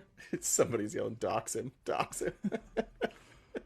Like, this is a family show. Okay, can we point out that I did the adult thing? Look at me. you- I was being that an was adult. impulse control. I have rarely seen you demonstrate impulse control. That frontal lobe, like for me, once you get on your second 32 ounces of coffee, things are really starting to come together for me right now. You know what I mean? By the way, I liked your little soapbox about fascism. I really enjoyed that. Yeah, it's crazy. It's so hard to see. Again, it's just, these are my friends, and they have no idea what they're supporting. None whatsoever. The Republicans are so much better at messaging and hiding who they are, hiding what As their a plan PR is. marketing person, it's just the Democrats are a disgrace. Like, for somebody to, when people show up and defend Elon, it's fine if you like Tesla. It's fine if you think like the way he ran his businesses, how he made his money. Fine. If you know all the facts and you still think what Elon did was good, whatever. Fuck, I don't care. But the problem is nobody knows. Nobody knows who Elon is on the right. They all think he's just a genius, that he's so innovative, that he's created all these Mind blowing because they know who he is in the tech industry. Yeah, everybody nobody wants to work with him. Like, you can see everybody quit at Twitter. You know, it's not like, look, there's a lot of lefties in the tech industry, but like very rarely do they quit their job. Very rarely do they have a crisis of conscience like you and walk away. Like, leaving Twitter, that's not an easy decision. Oh yeah, I mean it's a cushy job. It just, I mean, there's positives and negatives to being in the tech industry. Like what it is they get you on this like you're living in San Francisco or somewhere in the Bay Area. Like this is gonna these numbers you just have to understand the cost of living. This might sound like a lot of Right. money, but if you're making like 600 grand, then you aren't making money. And in order to do that, you live at the office. Like you bring your laundry there. Like any reason you could ever leave. Like you're like, oh, I need to go to my therapist. They're like, nope, we have therapists here. Like the point is you never leave the office, like Whoa. ever. So they legitimately have like therapists there? Yeah, you name it. Is Elon the Anything, therapist? anything to keep the output high, right? So explain the cost of living. Did you live in San Francisco? Yeah, in North Beach. Okay, explain. Could you explain just like the cost of living for you? Like you said, if somebody's making 600K, they're really not making much at all. Can you explain Well, the that? point is, that wasn't going to be my point, but I think the point is in San Francisco and when you're in the tech industry, because of the hours you're required to work, your only friends are people who also work in the tech industry. And that lifestyle becomes like it doesn't matter how much money you're making because that lifestyle costs that amount of money. And so you end up living almost paycheck to paycheck. Like that's why Because of I you're was buying expensive things, you're going to nice dinners. You're obviously your cost of living there just in general is high. yeah, But it's insanely high. So I ended up like the company I worked for had an office that was outside of our offices in New York and San Francisco. I made them list me as an employee of the other office where the cost of living was much lower, but I made the same amount of money. And then I would just go when I had to work in other offices, just be like a visitor there. So I didn't have to like pay the extremely high cost of living. Or like there are a lot of engineers like that work at Google and stuff, they live in vans. Like and they just cuz at Google there's everything. There's showers, like there's nothing you need. that makes sense. Like So it's just a and place so to then sleep. yeah, and so you just have like a Sprinter van and then they go to like what is it called? Like Big Sur or like Yosemite like on the weekends and To then just go back reconnect to with work. the Where, earth. yeah, like there's nap rooms, like like if you want to go to sleep, like there's nothing you don't need at your job, but then you realize, "Oh, I thought this place was really cool, but it's actually a prison." That's interesting. Yeah, it didn't look like a prison when I saw it in that what was that movie Yeah, with they don't want you to Owen notice. Wilson and They don't want Vince you to Vaughn? notice. That's the Yeah. point. It seemed like heaven. That's wild. Okay. So that makes sense. I know that that's the case. Like I was in, it's very different, but in the, I ran a door to door sales company, but that was kind of the same thing. We had in Utah, we had people, we'd call them $60,000 millionaires, where they made 60 grand in a summer, which was good money, or 80,000 in a summer. And so you'd come home in like August, you'd get your back end check, say early October, and by December, people are broke. And so then so then you had people who would be broke by December, and then they started dropping out of school so they could go sell earlier because by December they have no more money. They got to go into January, they got to go make more money. So they drop out of school. Now they're selling 6 months a year, but now instead of buying F-150 that's lifted, they're out there buying. I mean, they're probably all going to buy that stupid Tesla truck now, right? But or they're out buying like a 7 Series or something like that. So that cyclical cycle, and the companies promoted that. Even the company I was with, like I got a lot of shit because I dressed like shit, just like I do now, and they would want me to dress in nicer clothes. I just never cared about it, but that was the thing. You sell this vision of like all this money makes your life better. You go to nice dinners, you wear nice clothes, you have a nice car, you have a nice house, and it does become, looking back on it, it's weirdly like That's the the culture prison, becomes the stuff. predatory. Yeah. The stuff is the prison. And like that's probably one of the most used when I disappeared in South America, that's like probably one of the most useful things is I realized like until I liquidate all of my things and nobody has leverage over me, like I don't need this much money every month to sustain my lifestyle, then I'll never be free of capitalism. Like I sold every single thing I had because I realized like having a house, having anything is a prison. Like the more minimalist you can live, the more capitalists can't leverage you. Yeah. A friend of mine, a kid I played soccer with, some people probably know him. He runs an Instagram account called the Bucket List Family. Have you ever seen them?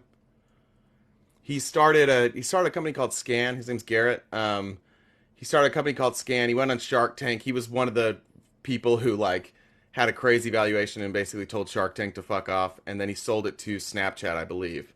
Now he has a Instagram account called the Bucket List Family, but that's what they did. They sold everything and then they started traveling. But now, like, I haven't talked to Garrett in probably 3 or 4 years. I don't know how they feel now because they're back to having a lot of money because they did great with their Instagram account. They've been able to buy a house and they live in Hawaii. So it'd be I need to check in with him again, but that was kind of his thing too. When he got into the tech world, he's like, I hate the tech world. I got to get out of the tech world. So he sold it and sold everything else. There we go. Fuck capitalism today. God, you're turning me into a communist. I don't like this. I know. It's hilarious. It's annoying. It's really fucking You're annoying. gonna make a great communist. You're gonna love it. Oh, we need somebody to talk to. This is Who wants to awful. talk to us? Shadow banning is so terrible. I'm getting so bored. Yeah, it's your 80. Take your medication. I did. I popped it like 15 minutes ago. It's got to kick in here now soon. Laura Loomer's trending. Want to guess what she's trending for? I mean, God, another investigation where she thinks she exposed something that we already knew about. Something about Jack Smith. Let's see. Oh, she well, a fake Jack Smith account responded to her and she freaked out. That's not that cool. Guys, tap the screen. Let's, if we can get to the For You page, try and then share this live with your favorite or least favorite Republicans. Do you want to do? People can come up and ask you questions. You want to do that? Why does it have to be me? Why don't people come Everybody up has and ask asked you me questions? They can ask me Why- too, but everybody's asked me the questions. Usually they just come up and ask me like crazy things. Oh, gorilla. What's up? Hey, Hey, so I had this thought the other day. I was looking into what you guys were saying in a previous live about the RFK is going to take more votes away from Republicans than Democrats. So Yeah, the conspiracy theorist vote. Just talk to Bad Views about it. He can key you into it. well, so I looked into it and I did see that, like, When you say looked into it, can you be specific, gorilla? Because I've been on the receiving end of some of your research before. well, I'll just tell you. So what I had found was 1 out of every 7 votes will go to RFK, and I think NPR had a poll on it, and that it would be 2-1. So 2 votes away from Biden for every 1 vote away, or 2 votes away from Trump for every 1 vote. What was the away from poll? Biden. It was an NPR article. So it is. yeah, it was but based. what- It was based on a poll that had come out that basically said that RFK was going to take more votes from Trump than Biden. Right. Yeah. So what do you think of this? With the whole, it's like the elephant in the room that you guys avoid, thankfully, but the Ukraine, or not Ukraine, but Israel, Gaza, right? So you have tens of thousands of people protesting, and they're chanting Genocide Joe, Genocide Joe. Now, all this is based on Biden still being the nominee and not anybody else. But don't you think that they would kind of equal out based on the Israel-Gaza conflict, and they're all hating on Biden now? Now, of course, knowing that Trump is pro-Israel as well, but he passed the whole Gaza gotcha moment with Excuse Ukraine. me? The what? The what? Well, there was a gotcha moment from a reporter where they're like, "Who are you for, Russia or Ukraine?" And he said, "I don't want people to die." yeah, he right. was a pussy. Yeah, he was a pussy Right. So, because everybody knows he's pro Putin. well, and everybody knows he's pro-Israel too. I mean, since Kushner's a Jew, so he's got Jewish family members now. What? So, Careful. So don't you think, though, that that'll kind of equal out the 2-1 that NPR was talking about? No, because what's RFK? Did people think that RFK is like the better leader here on Israel Palestine? Or are you talking about Russia Ukraine? No, I'm talking about the 2-1. So like 2 votes away from Trump, 1 vote away from Biden. Don't you think that the hatred towards Biden with the whole Genocide Joe conflict will kind of equal it out. Where No, because who are they going to go? They're going to vote for Joe Biden, who's pro-Israel, or RFK, who's pro-Israel, or Donald Trump, who's pro-Israel. How will that even out? They're all pro-Israel. Why would these people protesting vote for RFK or Trump? Well, because of the hatred towards whoever's in office right now supporting not Israel. Everybody is as stupid as Republicans. Not everybody just votes because they're mad at somebody else. They're still going to vote. Like, these people are mad about a very specific thing. They're mad about Biden being pro-Israel. They're not stupid. They're not going to go vote for somebody else who's pro-Israel. Yeah, it's kind of, the flavor of the month. Like, get him. No, again, see, this is your Republican brain speaking. He desperately... No, yes, Gorilla has regular This is Republican brain, where you think that, like, everything is about, like, what's the flavor of the month? What's the new fun conspiracy? What can we get pissed off about today? But liberals don't really think that way, and these people specifically don't think that way. Ultimately, if it comes down to those three, and if I would imagine all these people chanting, if it came down to those three, I still imagine they're going to vote for Joe Biden because they don't want fascism. Right, and I don't necessarily think that way. You guys didn't have anyone to talk to, and I thought I would bring it up as a talking point that, I wonder... You don't think that way? Well, I don't know. That's why I'm posing the question. I'm not coming up with, like... this is how it is. I'm just bringing it up as a point that I kind of was thinking that, is the hatred towards Biden over this whole Israel thing enough to equal out the 2-1 Trump-Biden vote? Yeah, I found that article. It's like a new poll shows President Joe Biden leading Trump 44% to 37%, with Kennedy notching 16%. Released by Marist in partnership with NPR and PBS NewsHour. On Tuesday, the poll shows a 5-point drop among Democrats for Biden, with Kennedy in the race. Meanwhile, the survey indicates a 10-point drop among Republicans for Trump, with RFK Jr. on the ticket. So, yeah. And by the way, correctly quoted a news source, Gorilla. This is a red letter day for you. Oh, Gold star from the teacher. The other thing is, even if you're talking tens of thousands of people, that's nothing in an election. Well, tens of thousands of marching people in several cities, right? I mean, it's still nothing. It's still even if it's 100,000 people, it's still nothing in an election. Well, that sucks. We got to figure out how to get Trump in office, don't we? I mean, why do you want to be a fascist country is the real question. What is it about fascism that you love so much? How are you fascist in a representative democracy? How could you ever be fascist? Well, see, you could, because if you turn a representative democracy into a fascist state, then you would become fascist.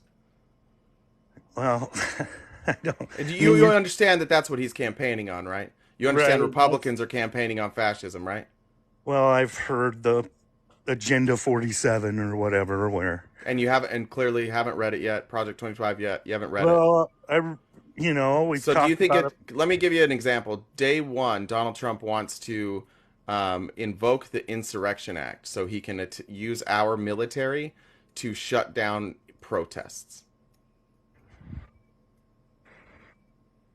Think that's a good idea? No, I mean, protesting is... it's our right. That's one of the things we have. Donald Trump disagrees with you. Yeah, but do you think that could happen if that actually... Yes. Through votes or through executive order? The Insurrection Act would be invoked by the president.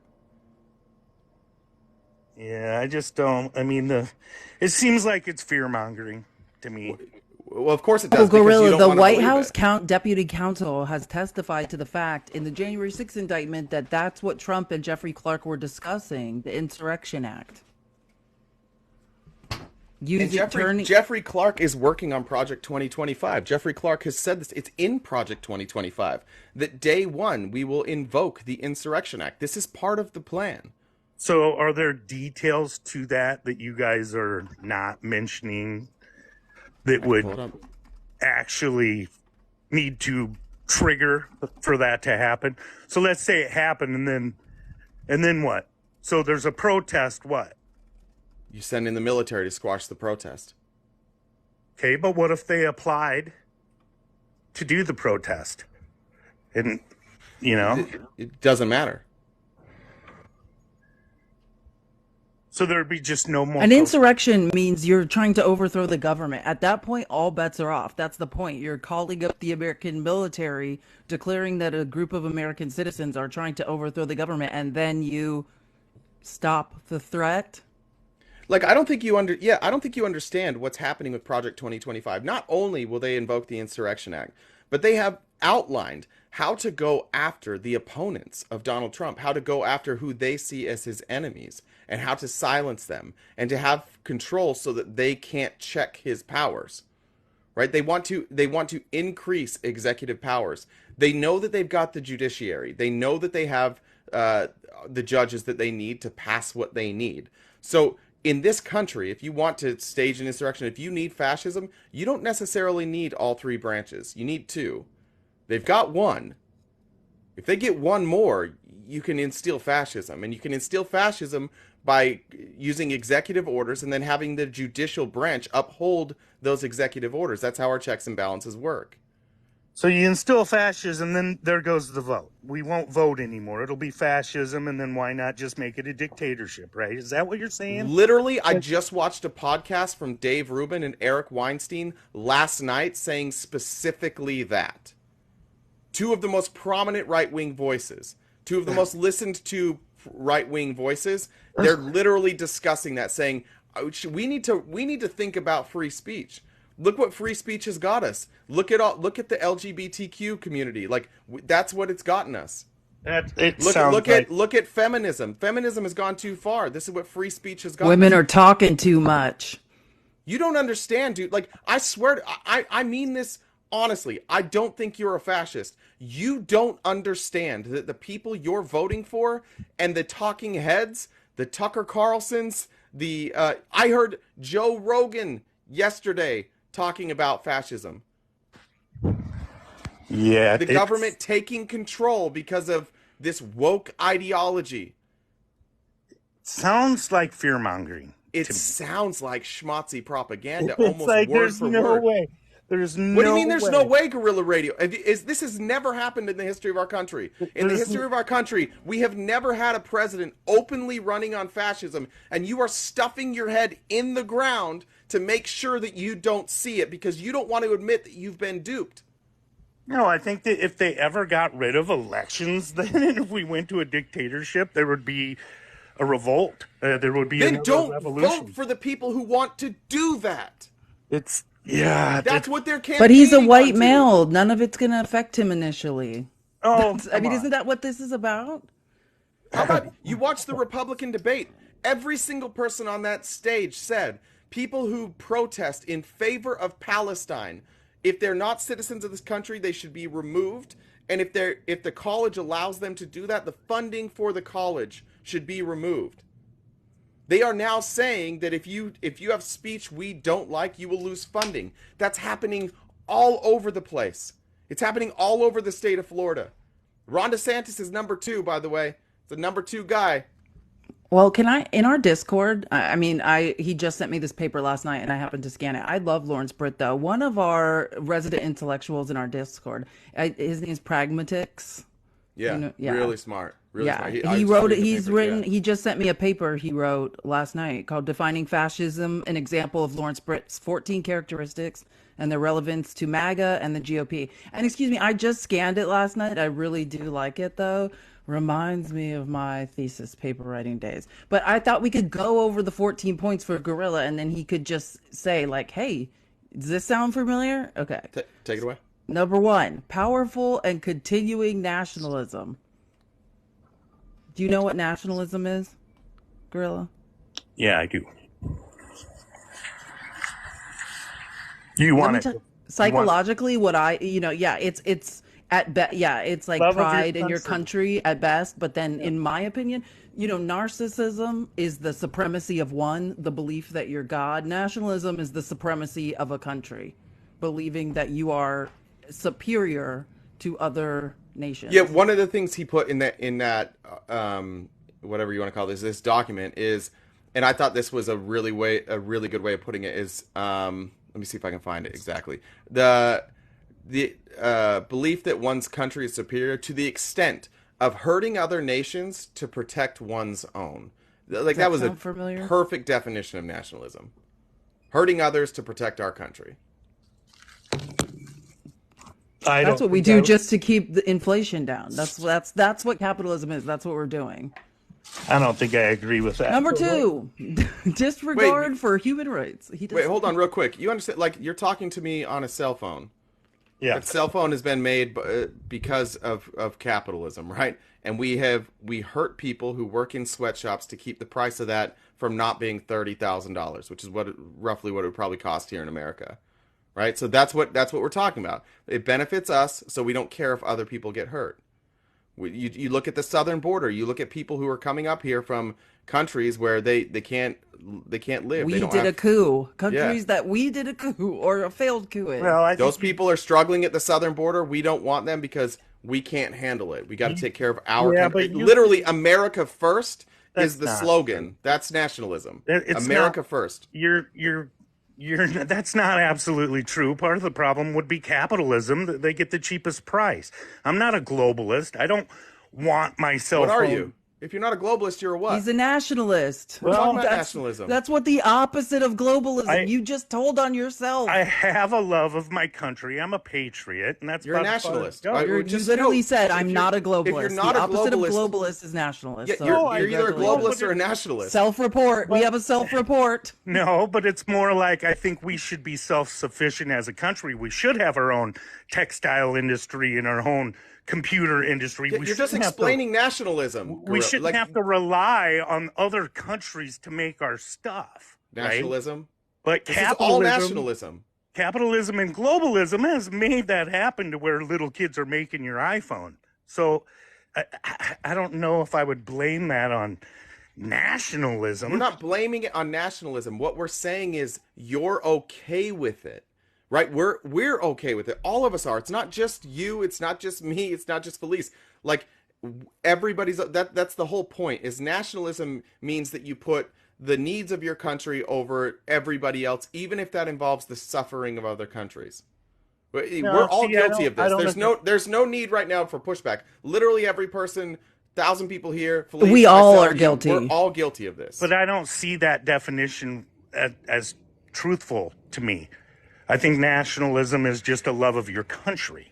Gorilla, let me just ask you a question. You don't get to make up. Yeah. It's not definitions are objective. Like it's not like, well, that's not what I feel a word means. Yeah, I don't think it's the suffering of other countries. I don't think that's included in the definition. I could be wrong, but let me look it up. Do you think we should let everybody in at the southern border? No. Why? Well, I think we have laws in place to bring in immigrants into our country. No, why shouldn't we let everybody in? That's the question I'm asking. Why shouldn't we just say everybody that's at the southern border, come on in? Identification with one's own nation and support for its interests, especially to the exclusion or detriment of the interests of other nations. Okay, so why shouldn't we let everybody in at the southern border? Well, I think we need to know who they are and then let them in. Why? Because we've been in war since I joined the military. Okay, so why shouldn't we just let them? Why shouldn't we just let everybody in? Because we need to know who they are. We need to know. They need to be vetted. Why? Because we bomb the world. We're the bad guy. We're the guy paying for proxy wars, bombing the Middle East for. I taught him this. He listened to something I said. No, I was in the military. I joined up during Desert Storm. I've known that we've been in war since I was in high school. Okay, so then you understand that the reason you're saying we don't want to let people in the southern border is because we did a lot of horrific things and you don't want retaliation. You're putting our nationalism, our country, ahead of the suffering of others. Again, dude, we're all guilty of this, but stop arguing this. We should have moved past it. You're defining nationalism in the same breath that you're saying you're not a nationalist. It's crazy. So an Iranian terrorist can come in because otherwise they would suffer. No, that's what you're saying. I'm saying let them in. Let them in. We just want to know who you are and do it legally, how our laws are set. Okay, so everybody who's not a terrorist, we should let them in. Yeah, if we know who they are, why not? Okay, so if we know everybody, doesn't matter why they're coming here. As long as they're not a terrorist, we should let them in. Well, not just that. He doesn't really feel that way. Come on, well, Gorilla, who else be should we not honest. let in? Why? Why do you guys think Republicans toe the line? We don't Who toe else the should we line. not let in? Who else should we not let in? I'm an atheist pro. Who else? I don't person. care, dude. Like- Hold on. Answer the questions. Who else should we not let in? Well, I don't know. I haven't really. Well, let's think about it. Let's talk about it. Criminals, Criminals. Okay. depending What upon kind of the- criminals? What if they just stole food to feed their family because we destabilized their country? Can they come in? Yeah, well, I mean that's part of it too. Stop destabilizing countries. You know, like quit installing our leaders and letting those countries go to shit, or trying to privatize their oil, or let them be. Let them have their own nationalism. Let them run their own shit. Okay, I'm going to say this in the nicest way possible. What you're doing right now is you're just avoiding admitting that you're a nationalist. And it's a silly thing to do because everything you're saying makes you a nationalist. And I think that you're nervous about hold on. I think you're nervous about being like labeled as a nationalist. All of us kind of are. Like we all kind of are. That's So what I am. I'm admitting I'm a nationalist and Me I'm too. way left. Okay, that's But all I not wanted you to but say. not to the point to where I'm part of the Nazi SS. Well, we're not there Nazi yet. That was group. only step 1. So this is why we're going through all these steps. Felice, go to step 2 or point 2. Step 2. Yes, sorry, point 2. Disregard for human rights. I think we all covered that, right? Yeah. Yep. Yeah, I think we could probably agree that the Republican policies, like, there's no regard for the rights of trans people. There's clearly no regard. In a lot of instances, we heard on the stage, there's no worry about the rights of a woman making her own choice, right? Exactly. I Okay. think Go to 3. Number 3, identification of enemies as a unifying cause. Rallying people around a perceived common enemy. Doesn't that sound familiar, Gorilla? Yeah, that's done all the time. War against woke. 9/11. Often Democrats. based on factors like race, ethnicity, religion, or political beliefs, as a unifying cause, clearly aims to create a fervent patriotic frenzy. Wouldn't you describe MAGA as a fervent patriotic frenzy? No, I think you guys You just yelled out you're a patriot when Yeah, you but were you- arguing about being a nationalist. So you can't be You a- screamed out. Your response to not being a nationalist was, "I'm a patriot." so you can't be a patriot? I'm just pointing out that you were in a patriotic frenzy not a few minutes Let's try this. ago. Gorilla. I wouldn't call it a Gorilla. Hold on. Instead, I would love it if you would just, instead of feeling attacked and feeling like you need to defend against all these, just listen open-minded. So all you we're guys trying to, don't no, celebrate hold 4th on, of July. hold on. And at the end of this, at the end, when we go through all these, I just want you to see, like, did MAGA fit this definition or not? Look, the people that were storming the Capitol thought that they called themselves patriots. They said they were doing it for America. Right? Like, don't be defensive about this. Let's just read it and let's decide if it fits. That's all we're trying to do. This is the reason that it's hard for countries to stop fascism. When fascism takes over, it's not like the guy in Germany showed up and said, "Hey guys, let's all be fascists now." And they were like, "Cool." No, it was a propaganda war. And then eventually fascism took over and it was too late. And people had to decide, am I going to fight against the government or am I going to go along with it? Most of the people in Germany were people who were just going along with it. Most of the people in Germany who committed these atrocities got duped, and then they were in a position where they had to choose one side or the other. No, that's how a fascist takeover They didn't have a happens. choice, dude. They were unarmed. We're armed. That shit ain't gonna happen here. I know you guys can prop up all this fear mongering. Oh, the right, they're just trying to be fascist. No, we have Who's a going to are. tell him about the American military? Are Yeah. you joking? We're talking about them declaring martial law Who's and gonna go turning the against the American military military on civilians. It doesn't matter how many weapons there are in this country. you guys You're not were- surviving the power of the American military. You guys were and to shaking think in your otherwise boots. is so deluded. shaking Literally, you Gorilla, guys taking Gorilla, in your real boots over quick, an Gorilla. Hold on, let me Gorilla, talk for you 1 minute. are the fascist. Let You me will talk. be going after the liberals. The Let me- liberals are the ones without the weapons. The dude. military is run by it's almost exclusively right wingers. It's all the fascists Dude. are in the military. You had Millie. They've been instilling fascists in the military and in the police for decades now. Let me respond with 1 or 2 sentences here. First of all, you had Millie going behind Trump's back. There's one. That'll happen. Secondly, you guys were shaking in your boots over this 500 or whatever, 2,000 unarmed people going into the Capitol that was going to take over the government. Hi, Tony. No, so nobody. scared. No, we never said that. See, this is the Bullshit. problem. You guys have you don't propped it understand. up. No, shush. Come on.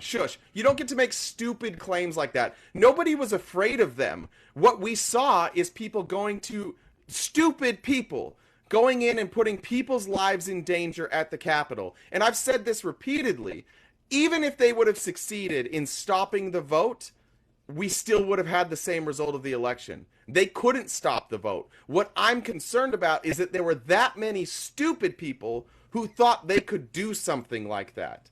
That was my main concern. My main concern is how many dumb people did this, and more importantly, how many dumb people still continue to undersell what actually happened that day. What percentage That the president of the United States sat by and watched Congress be attacked and didn't do a goddamn thing. This was a trial run.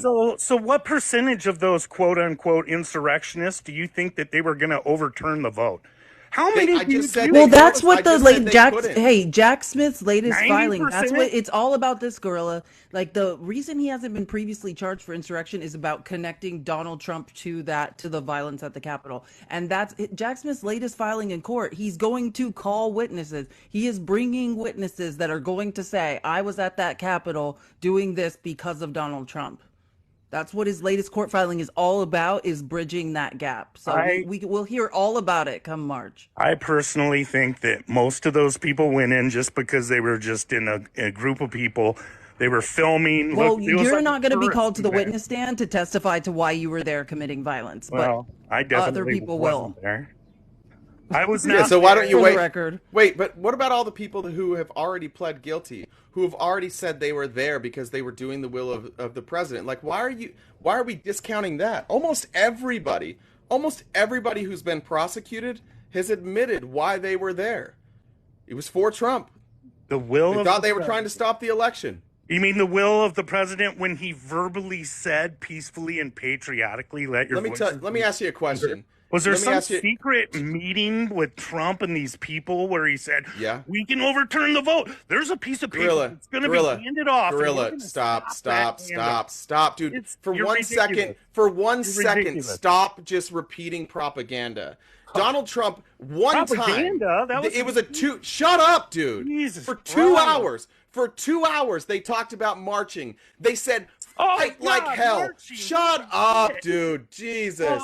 They said, fight like hell. They said, we're going to march to the Capitol. We're going to take our country back. And you have the audacity to stand here, despite all these people pleading guilty to going there on behest of Donald Trump. And you're like, well, one time during the 2 hours, Donald Trump said peacefully and patriotically. That you're focusing on one sentence out of 2 hours of speeches. They incited violence for 2 hours, and Donald Trump, knowing that this was going to come back on him, knew that if he said, "I got to add peacefully on there and patriotically, because now I've got a way out of this. Now I can get out of this by saying, look what I said, guys. I tried to make this stop," and you just gobble it up. You're like, "Oh yeah, I love that. You did say that." Like, you ignore the whole story. You miss the forest through the trees.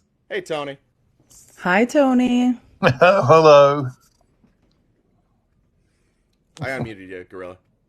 Thanks. Fight like hell's been used for hundreds of years in this country, all around the world. If we're going to fight like hell to win if let's say that you got rid of every politician that said fight like hell during their campaign, they'd all be gone.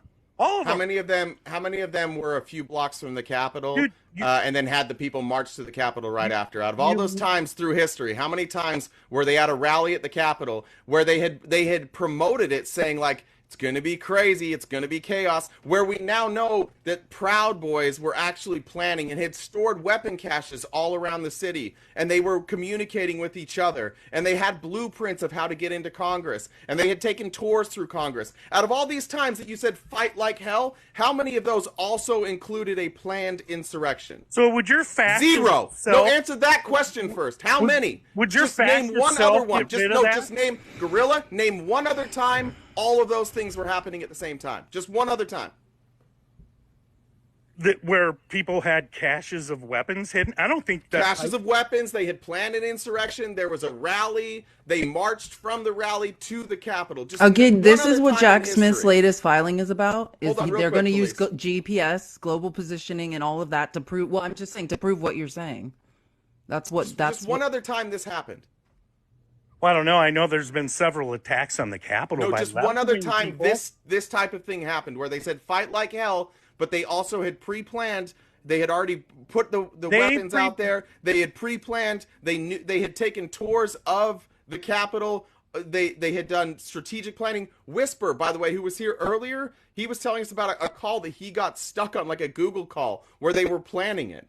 Like, we have copy. We know that this is planned. We have documents. We have emails. We have copies Okay, of phone calls. let's we have just testimony. assume, but let's just assume you're right. Let's just assume you are correct, okay? And the evidence shows overwhelmingly that there was an organized attempt, even at a ground roots level, between the Proud Boys and other different organizations. And for the most part, in my opinion, and I know it's a very condescending attitude, but most of those idiots that were there that day were just morons anyway, all right? They're just idiots. They're just mindless idiots. Now, let's just assume there were 100 or so military-trained, very highly specialized ex-military members that had the ability to carry out some functional overthrow as they did by going into the Capitol building. Let's just assume all that to be true. What do you think really was going to happen at the end of the day? Now, this is a very serious question. What do you think actually happens then and there whilst we have those people going into the White House? How long do you think it was going to take the military to actually come and by force remove those idiots? That was never the plan, really, and you see It that in doesn't like. matter, But no, I'm Felice, it saying doesn't like I'm matter talking what about the the fake plan elector scheme. was. You're asking what I think My that what point is, what I think sorry, was going to Felice, hang on, happen. sorry, Felice.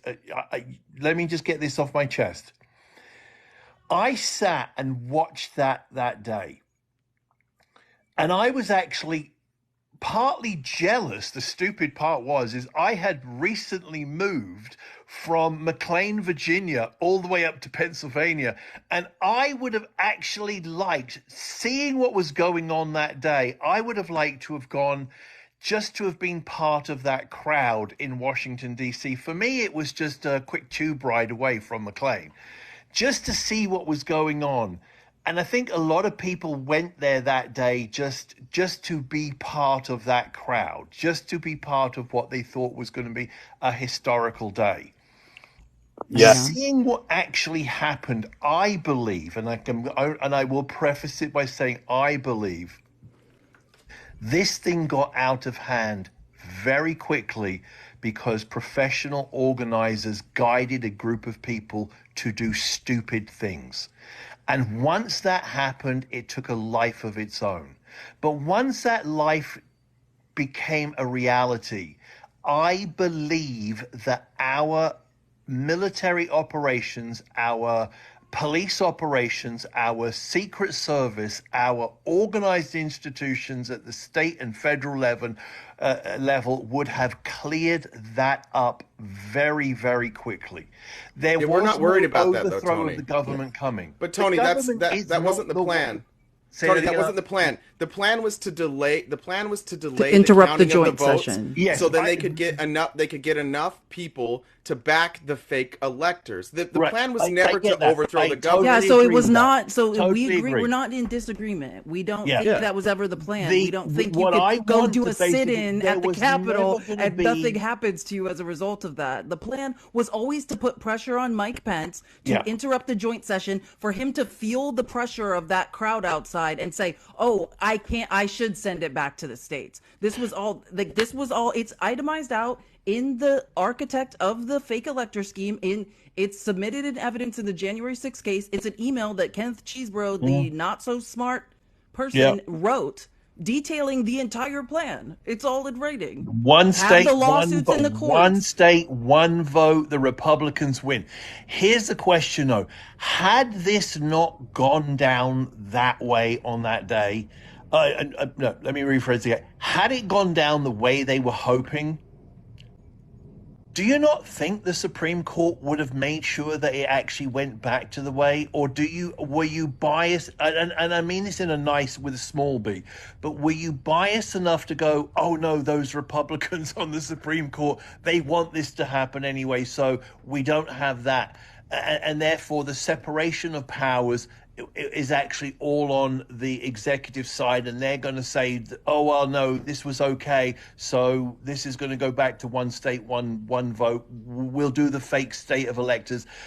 My belief is I have more confidence in the higher authorities at the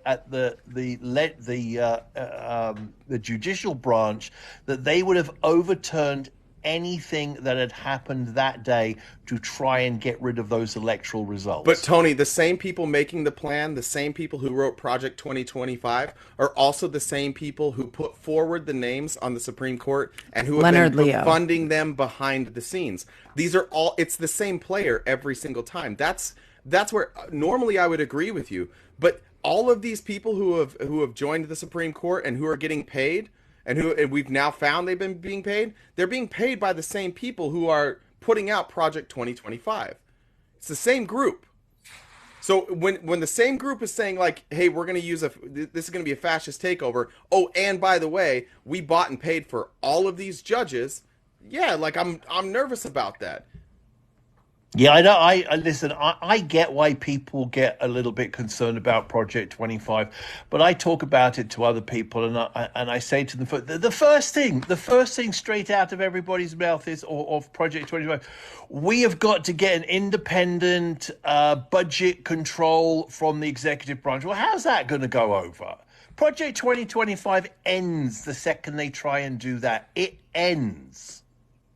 There's nothing they can do on Project 2025 without their budget control, and without their budget. But that's not the control, plan to roll out Project 2025. Right. It's a grassroots. The rollout is at a grassroots Yes, but level. it's funded by the executive branch. They want no oversight from the Congress in order to do that, and they can't do anything without money. They're not taking it from the defense budget. They're not taking it from the environmental agency budget. They're not taking it from the education budget. Wait, you can make a lot of this happen without money. Absolutely, and the rollout is a grassroots rollout. Yeah, you restructure. So, for example, one of the things that Trump took down, but it's still in Project 2025, is a total restructuring of the accountability for the FEC, the FTC, and the FCC. So when the president comes in, there's 5 people on that board. The president gets to pick 3 of them. Those 3 people that he picks are going to be completely beholden to him. Okay, I will agree with that. And at the same time, he's going and saying that the Department of Justice cannot investigate them without approval from them. Right. Okay.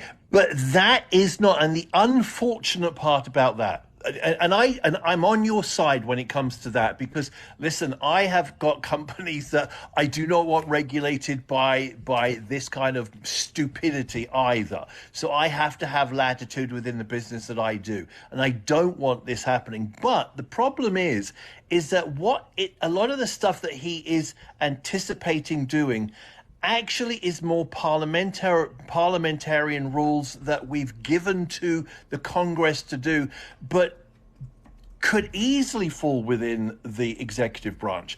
And so what he's trying to do is not so much expand those rules, but he's testing the Constitution, because believe me, they have some very fine constitutional analysts telling him that this is something he can do. And until it's tested. But he can only do it with his court because he has this Supreme Court. That's the problem.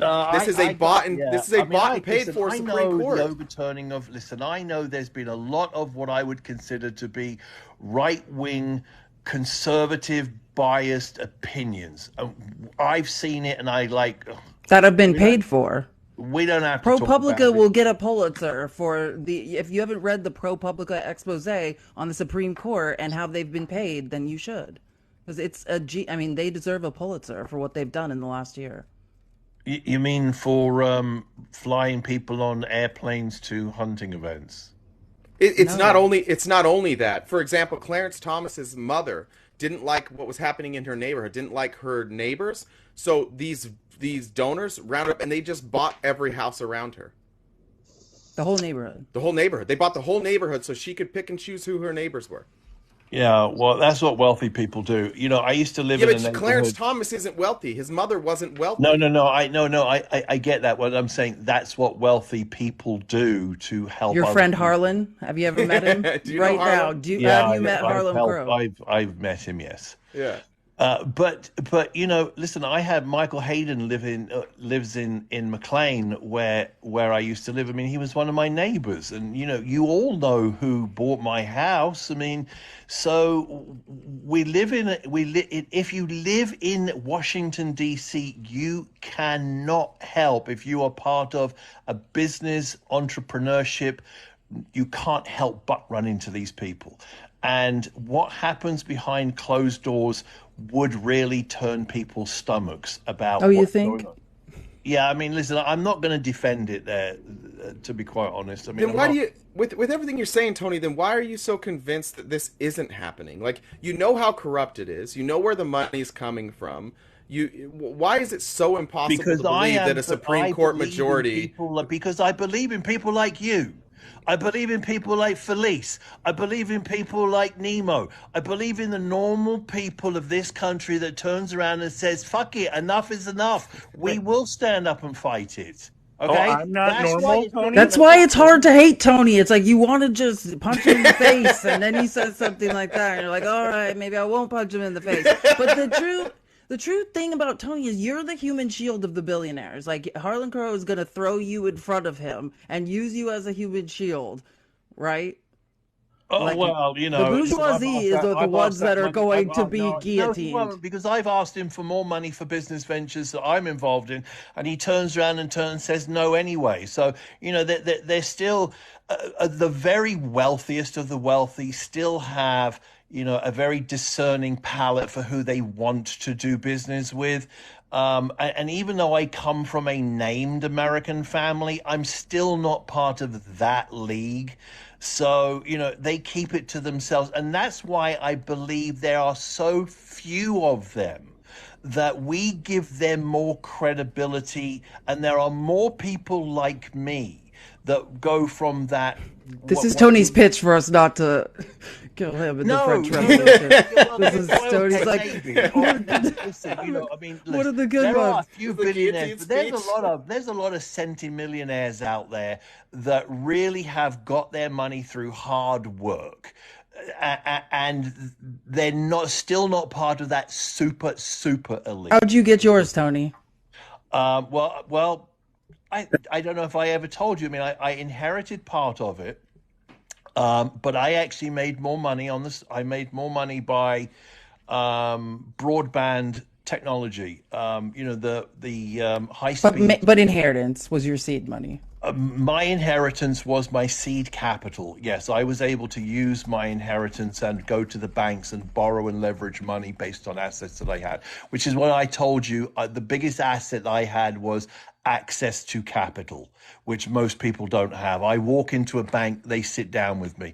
I don't have to put business plans together. They roll out the carpet for me to say, what can we do for you? That's the biggest asset that I had. Yeah. But yes, the confidence I have in younger people who actually are educated and who understand the Constitution, who understand what civil rights are about, and who understand what the obligations are of being an American today, far and away are more important than a few select billionaires who want to control.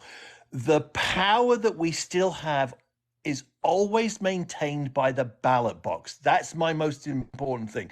That's why it doesn't matter what they want to do in Project 2025. It doesn't matter what they want to do, period.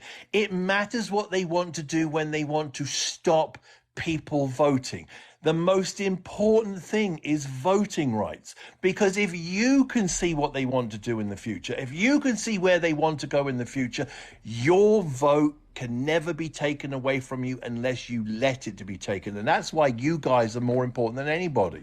It's because you have to get that message apart. Not about, my opinion, it's not about what happened on January the 6th, because that was just a shit show for cartoon entertainment, basically, which we've been talking about for 3 years ever since. But yeah, as long as we keep voting in this system quietly and trying to like pull people left to the Democrats, capitalists like yourself remain in power, right? Like, yeah, of course voting's the biggest issue for you. As long as we all keep voting, don't notice that we're all trapped in a broken economic system that only favors the capitalists. How many of you yesterday, and I will say this, me included, how many of you yesterday went, oh my God, you mean we're going to lose West Virginia? How many of you said that? Right? And he is a very wealthy capitalist with a very wealthy capitalist daughter and access to capital. And you hate him because of who he is, but you only like him because he's been. Oh, I hate Joe Manchin, period. But there's something of the fact that I know he's the best we're going to get in West Virginia. The only place it goes from there is right. When he went yesterday, I was like, oh, shit, we're going to lose the Senate because of it. That was my immediate reaction. But, Tony, a couple of things that you hit on. The problem is I agree with some of what you're saying. Like, voting rights are important, but, like, you literally have a party who's consistently attacking the rights of the voters. They gerrymander the fuck out of everything. They don't want people to vote. They attack mail-in voting. They want to go into underprivileged neighborhoods. That's why it's important. That's why you're important. That's why Felice is important. Yeah, but that's why that message is important. It's because that's where they're going to win. Yeah, they're not going to win with Project 2025. The left doesn't gerrymander. Gorilla, you waited all that time to come up with the left doesn't gerrymander? No, but what I would like to say is Tony was saying that January 6th was just a shit show event. You guys want to turn it into use anything Tony said. Tony did not prove your point. But you guys are turning it into an armed coup d'etat. Gorilla, because here's the part you missed. Here's the part you missed. After everything Tony said, then Felice explained that was always just using stupid people to stop a process. They used dumb people, which is basically MAGA, and they tried to get them to stop a process and put pressure on Mike Pence to send the votes back to the state so they could take these fake sets of electors and get them pushed through their bullshit state legislatures that were filled with Trump people, and they could bring up these fake set of electors, and Trump could be president. They could just steal an election. That was the whole plan. You misidentify what we're mad about. You think we're mad. Hold on. You think we're mad about January 6th.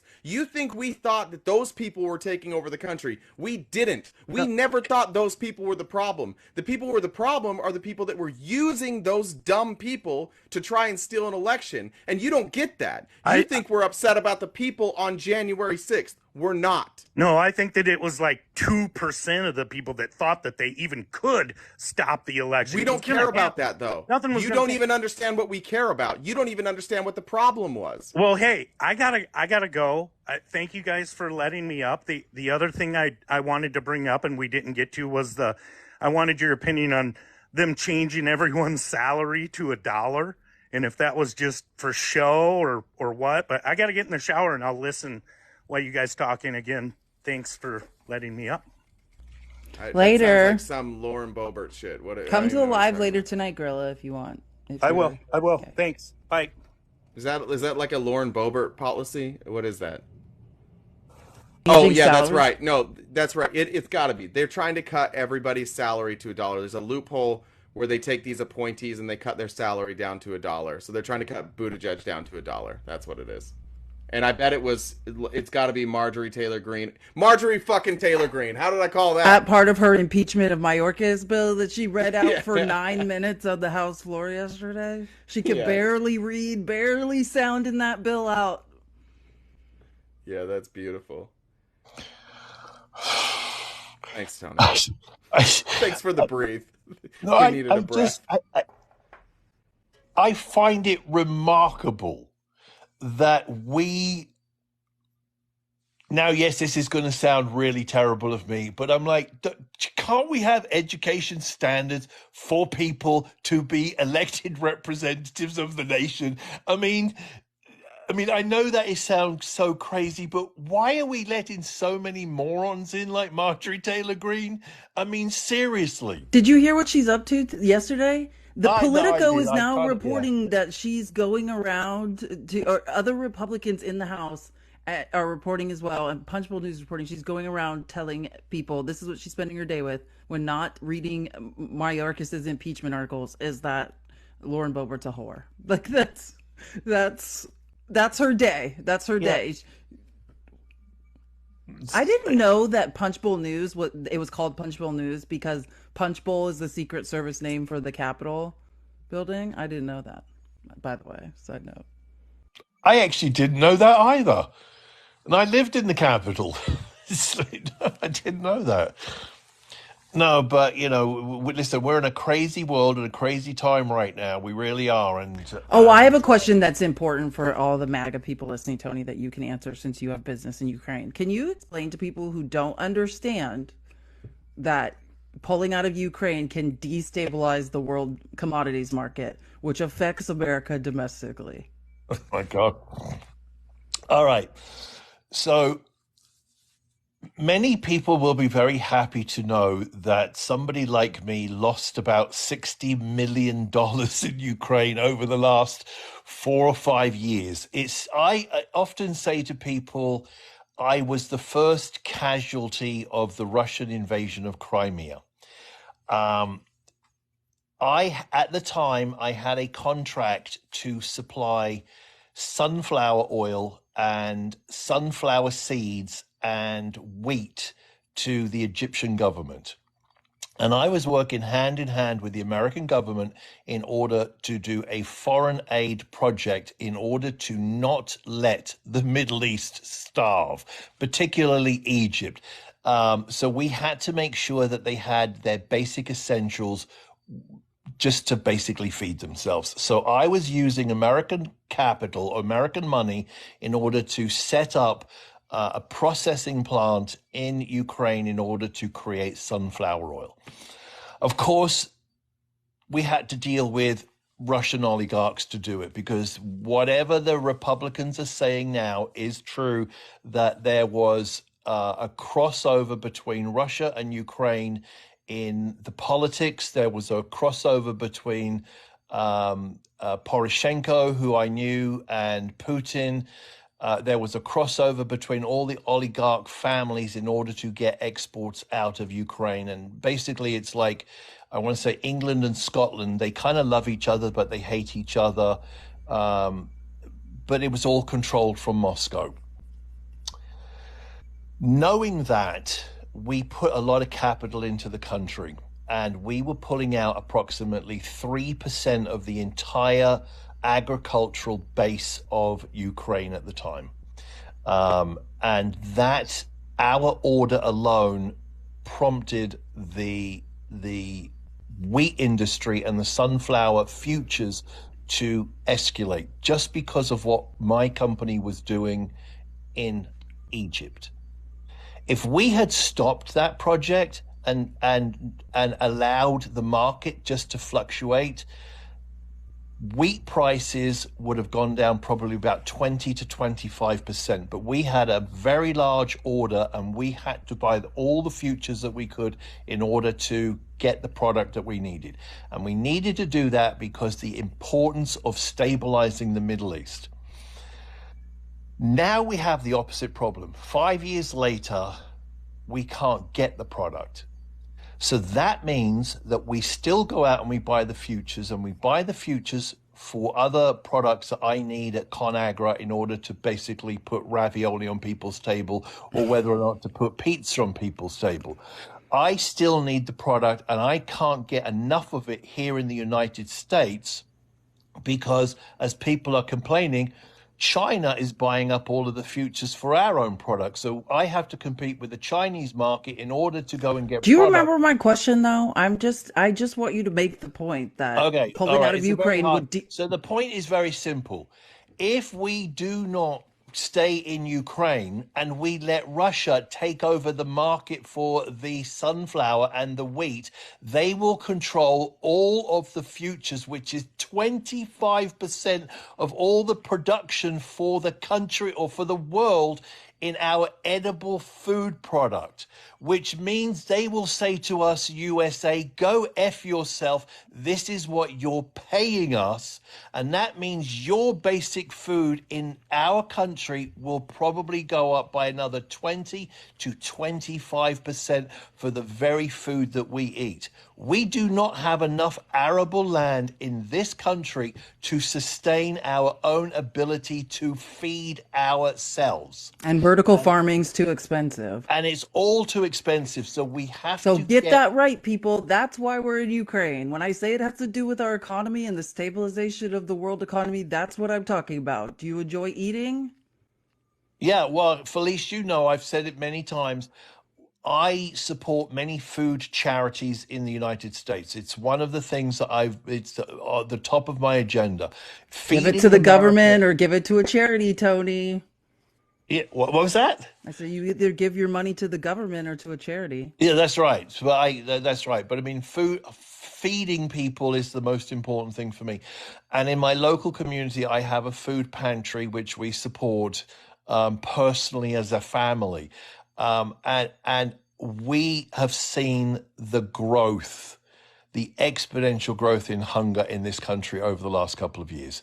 You know, and there is no question that food companies like mine, and I say it, you know, because I don't own the company any longer, but food companies like ConAgra their profits have been going up, but yet.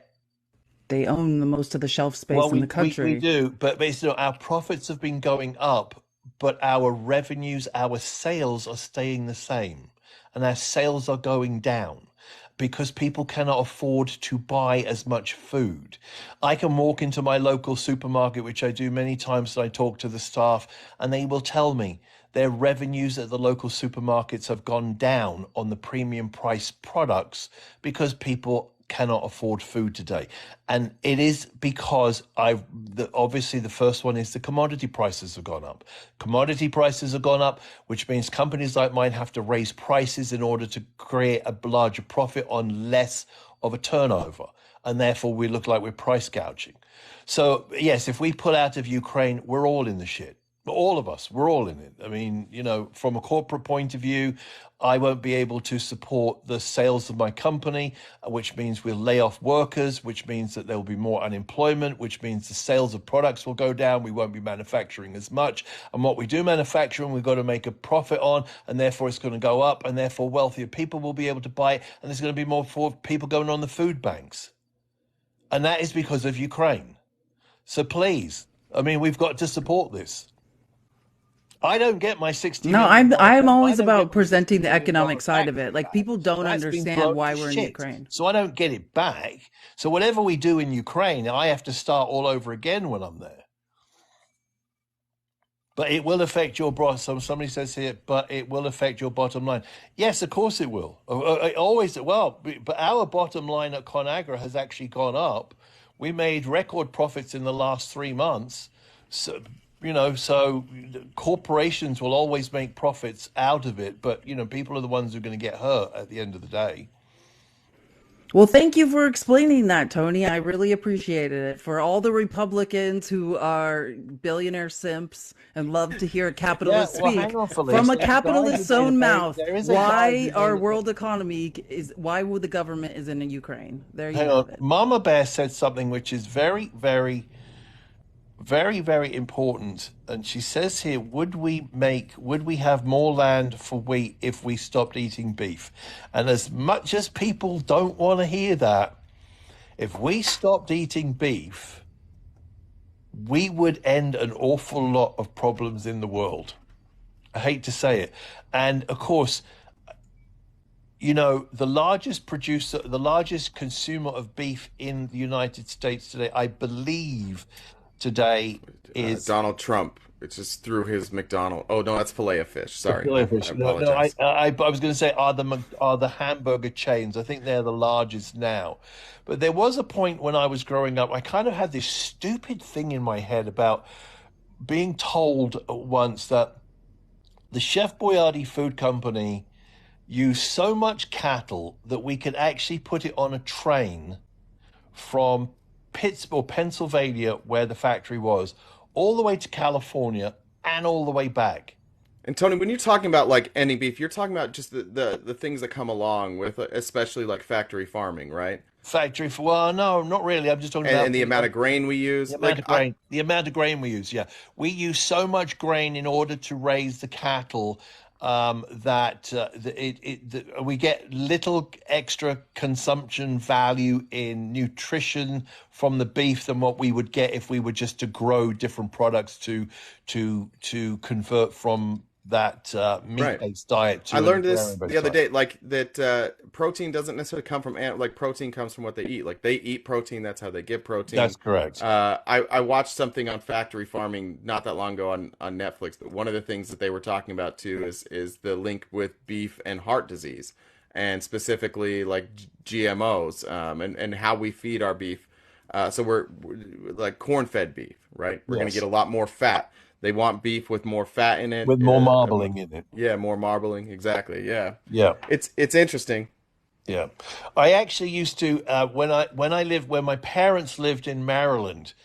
Um, Where'd you live in where did they live in Maryland? they lived on the Eastern Shore, right over. I was on the Chesapeake Bay, and it was known as Y Island, which is a Okay. famous Y Island. Yeah. And I know where that is. um, I used to go to Bethesda a lot. okay, You well, know who Jack Anderson is? yes. Yeah, so yeah, I was dating his granddaughter, so Oh, well, there we you go. were Okay. yeah. All right. So we were, well, of course, so from Bethesda, we were basically just up Route 50. Once you come over the Bay Bridge and you go over Kent Island and then you go over, we were right up there. You go right down to the waterfront there. And we were right up there. Oh, we're You go getting right down to the weird waterfront muting. there. And goes I right got a down to the weird violation muting for there. Tony. That's weird. Tony, I gotta drop you. That's weird. I gotta drop you, Tony. How the hell did I get it? How did Tony get a violation? It's I don't know what he because he's said. he's screaming about capitalism and just driving everyone insane. That's weird. And then it just starts making him echo. Is that why that happened? I don't know. All right. All right. Well, Tony, come back next time we're live, or come. You can come to Felice's tonight. That's usually when Tony shows up, about 1 a.m. at Felice's live. That was weird. All right. Well, welcome back. Now you have to run the show. Why do I have to run the show? So I have to go to the bathroom too. Okay. But what I was gonna pull up this story. Shit, where did it just go? Actually, will you finish? Will you finish what you were talking about? The ProPublica. Will you finish kind of some of the bullet points of that reporting? Oh, that's way too in depth. That's it's a financial analysis of the. Okay, let's go. Let's finish then. Let's finish the defining fascism. Let's go to step 3, and I'll be right back. Will you just go to step 3 there? Yeah, we're on 4. So yes, I will. 3 was just to leave off where we were at. We were talking about identification of enemies as a unifying cause. So minority groups, like the LGBTQ minorities, whatever, identifying them, singling them out, not unlike what happened in Germany. 4 is supremacy of military. Does that sound familiar? America as the supremacist in the world as far as our world military presence. Let me read just the first part of this. The pursuit of military supremacy is a characteristic that transcends partisan boundaries. Amen to that. In the United States, the nation's substantial military budget often exceeding 700 billion annually, claiming 40% of the globe's entire military budget. So the entire world, our military budget represents 40% of it. If you listen to the Republican debates, they had this asinine section where they're arguing about like their plans to increase our number of ships when actually we have huge aircraft carriers and whatnot. But like they became obsessed at one point with like China has this many ships. What's everyone's plan to increase the size of our navy? It's literal. We are in a literal arms race. Okay. Do you have anything you want to say about supremacy of the military? No. Oh, here's a great one. Widespread sexism. So, I mean, and there's some examples here. Trump's statement in 2020 that would be an insult to our country in reference to the possibility of a woman becoming president. The comment, she's got a good line of stuff. I mean, she goes out and she yaps regarding Representative Alexandria Ocasio-Cortez. Trump's use of derogatory terms like horseface to describe Stormy Daniels. But anyways, yeah, so in a fascist society, right, not unlike what you read about in things like Handmaid's Tale, women become chattel. Well, I think the sexism with Donald Trump goes just you can see the widespread sexism, not just in the like him, but the support for the things that he's been accused of, the support for like calling that tape locker room talk, like the amount of people who will just run cover for Donald Trump when he is sexist, that shows the widespread sexism more than anything. It's not just that he is, right? He's in his 70s. Most white men in their 70s that I've been around are a little bit sexist. It's not just that. It's the wholesale like, that's okay. Like we'll just ignore it. He can just run our country. That's fine. It's the dehumanization of women or the invalidation of their points of view, their stories, their experiences, their thoughts. We essentially become objects. This next part was the one I was most interested in, the controlled mass media. And this is an attempt. This is something Donald Trump tried to do in 2016. Donald Trump wanted to open up libel laws. He wanted to be able to sue the media companies. He wanted to be able to dictate who could and could not get access to the White House press briefing room based on the questions that they asked him. He's now advocating that he control the FCC, and that with the FCC we can tell not only news organizations but also social media companies what they can and cannot say is fake. He wants to control what the facts are. He wants to be able to say like, hey, you're not allowed to say that something I said is fake. This is the part that I don't understand how anybody on the right cannot see this. How can you not see that this is a coordinated, it is calculated attack the press? I read it yesterday. I read that direct quote from Mein Kampf. Like what you're saying, this attack on the media, calling the media the enemy of the people, this is like fascism 101. This is what every single fascist dictator has done. Anything to add on that one? Obsession with national security. Yeah. And this has to do with what? The borders, right? And if you look at it, I always find it interesting when you listen to the FBI and the CIA, even abroad, talking about the terror alerts. The terror alerts, the threats in our country are domestic, right? They're domestic terrorism. Right. White nationalist groups here. That's what the threat alerts are about in our country. Not about the other side of the border. Yeah, and yet it'll be the border. It'll be wokeism.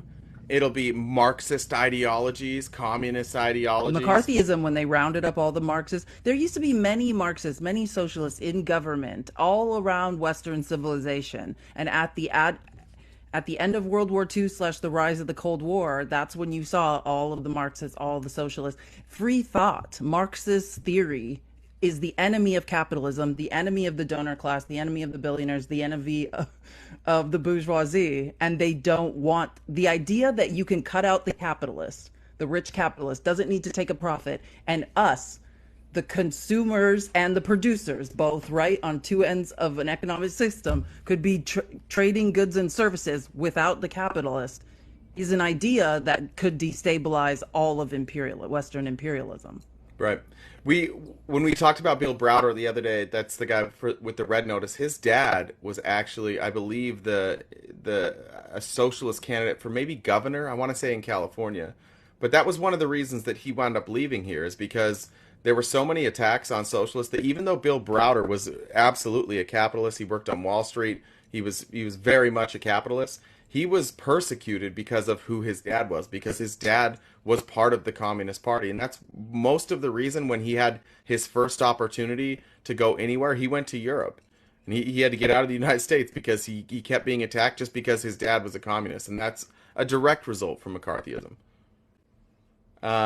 What was the next one? Oh yeah, this one. This is a good one. Religion and government are intertwined. And I love that he added this quote from Lauren Boebert. The church is supposed to direct the government. The government is not supposed to direct the church. That is not how our founding fathers intended it.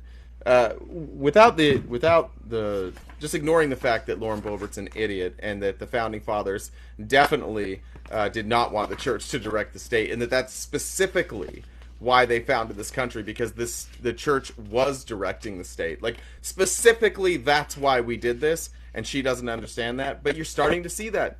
The rise of Christian nationalism. The amount of people on the debate stage for the Republicans saying we have to put God back in school. What is that? This is HR 431. Life begins at conception. This was originally brought to the floor, like, I believe January 2023, but MAGA Mike, the new Mike Johnson, is real concerned with pushing this back, tacking this on to something.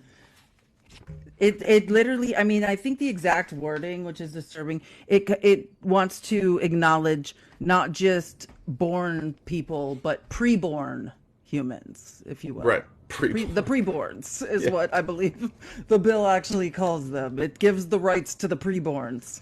Mike Johnson would throw you in jail for masturbating if he could. 100%. Why are you specifically saying me? Well, because you're a woman, so you're going to get Oh it yeah, first. he would. It's not my and fault. The covenant marriage thing. Yeah. Right? Like, I wouldn't if you guys don't know about his masturbate if covenant women marriage, would cover up. Mike Johnson. Exactly. It's the shoulder. That's right. It's the shoulder. It's not your fault. It's not Correct. your fault, Jay. It's the shoulder. Correct. Like Mike Johnson's in what he calls like one of those creepy covenant marriages, which basically they want to make law, which says that there's like no such thing as a no-fault divorce. Yeah. Steven Crowder loves that. Steven Crowder loves that idea. Like, what is more? 50% of divorces or marriages end in divorce right now. Yeah. No more divorce. No more. No more divorce. Yeah. Next was corporate power is protected, labor power is suppressed. Again, just listen to Republicans talk about unions.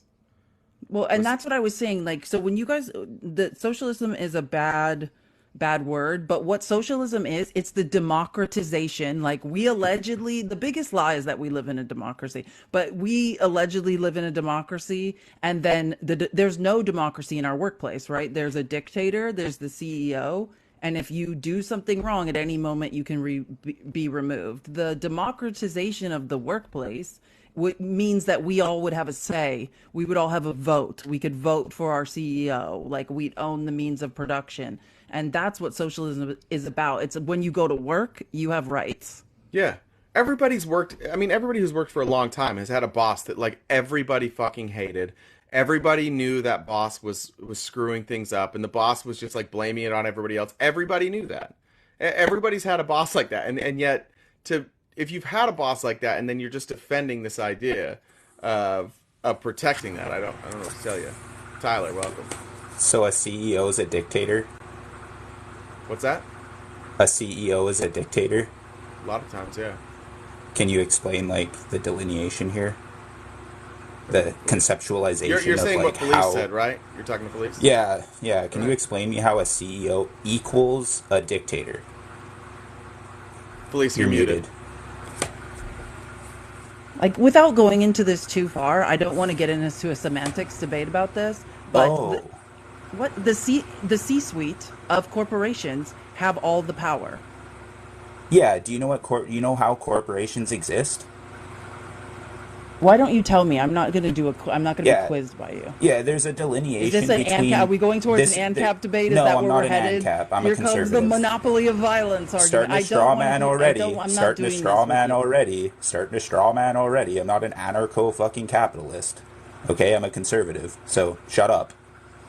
Anyways, a Hey, CEO hey, I'm the only one that gets to say that here. So kick she me, said ANCAP one time and you threw a little hissy fit. Be an straw adult man here me, then and just I'm gonna tell oh, you to shut I up. know. Straw manning is the worst thing that could happen. Just be an adult It's and explain your disingenuous points. beyond belief. I know, your feelings are hurt. Just Yeah, explain your point. I'm trying to explain it, but then she interrupts by straw manning me. So I know. anyways, Stop complaining and there's make a your point. He's delineation. interrupting you. Why do you not keep the same energy for I don't him? give a shit. I don't give a shit. I was asked a question, so I'm trying to respond. So, like, both of you shut up. There's a delineation to be made between corporations and business. See, I can make you shut up. Stop being an asshole for Good like for 2 you. seconds. Good for Just you. stop getting your feelings hurt. Why are you so You want me to angry, dude? answer? Just show up and I'm not ask the angry. I think this question. is fun. This is fun for you? This can't be fun. This is Absolutely. fun for nobody. I mean, Felice is laughing, so She's laughing at you, but go ahead and make your. good. I know she's laughing at me. I expect that. I don't come in here expecting to be all fucking hunky dory with you guys. No, actually, let me say something, Tyler. I'm I'm interested in your still not able opinions. to respond. I'm interested in your opinion. I truly am, and I mean that. And if it seemed otherwise at the beginning, then I It did. apologize for that. Okay. Thank you. So, but Appreciate it. I I apologize for genuinely saying am shut up then too. apologizing. Okay. I So let's. apologize as well. Alrighty, so the delineation to be made between corporations and business is a big delineation to me. Me as a conservative, I have problems with corporations, just like a lot of people on the left do. But I find it to be disingenuous of the left's criticism of corporation as if this is a criticism of free market capitalism, when I find this is actually just a criticism of state capitalism, aka crony capitalism. So like a CEO, for example, or like a business owner, like I just don't see. And then like with the private property, I think I we know what also you're saying. Can I just add, can I see if I get what you're yeah saying? So, like, you're saying, in terms of crony capitalism, there's sort of an unholy alliance between the crony capitalists that keep them all in business. Whereas in free market capitalism, you're not an anarcho-capitalist, but this is something that is argued. In free market capitalism, if a CEO of a corporation is essentially abusing their workers, or there's not Tyler, democratization, you're Tyler. that Hold on, real quick. Tyler, I'm muting you because you have background noise and it drowns out her mic.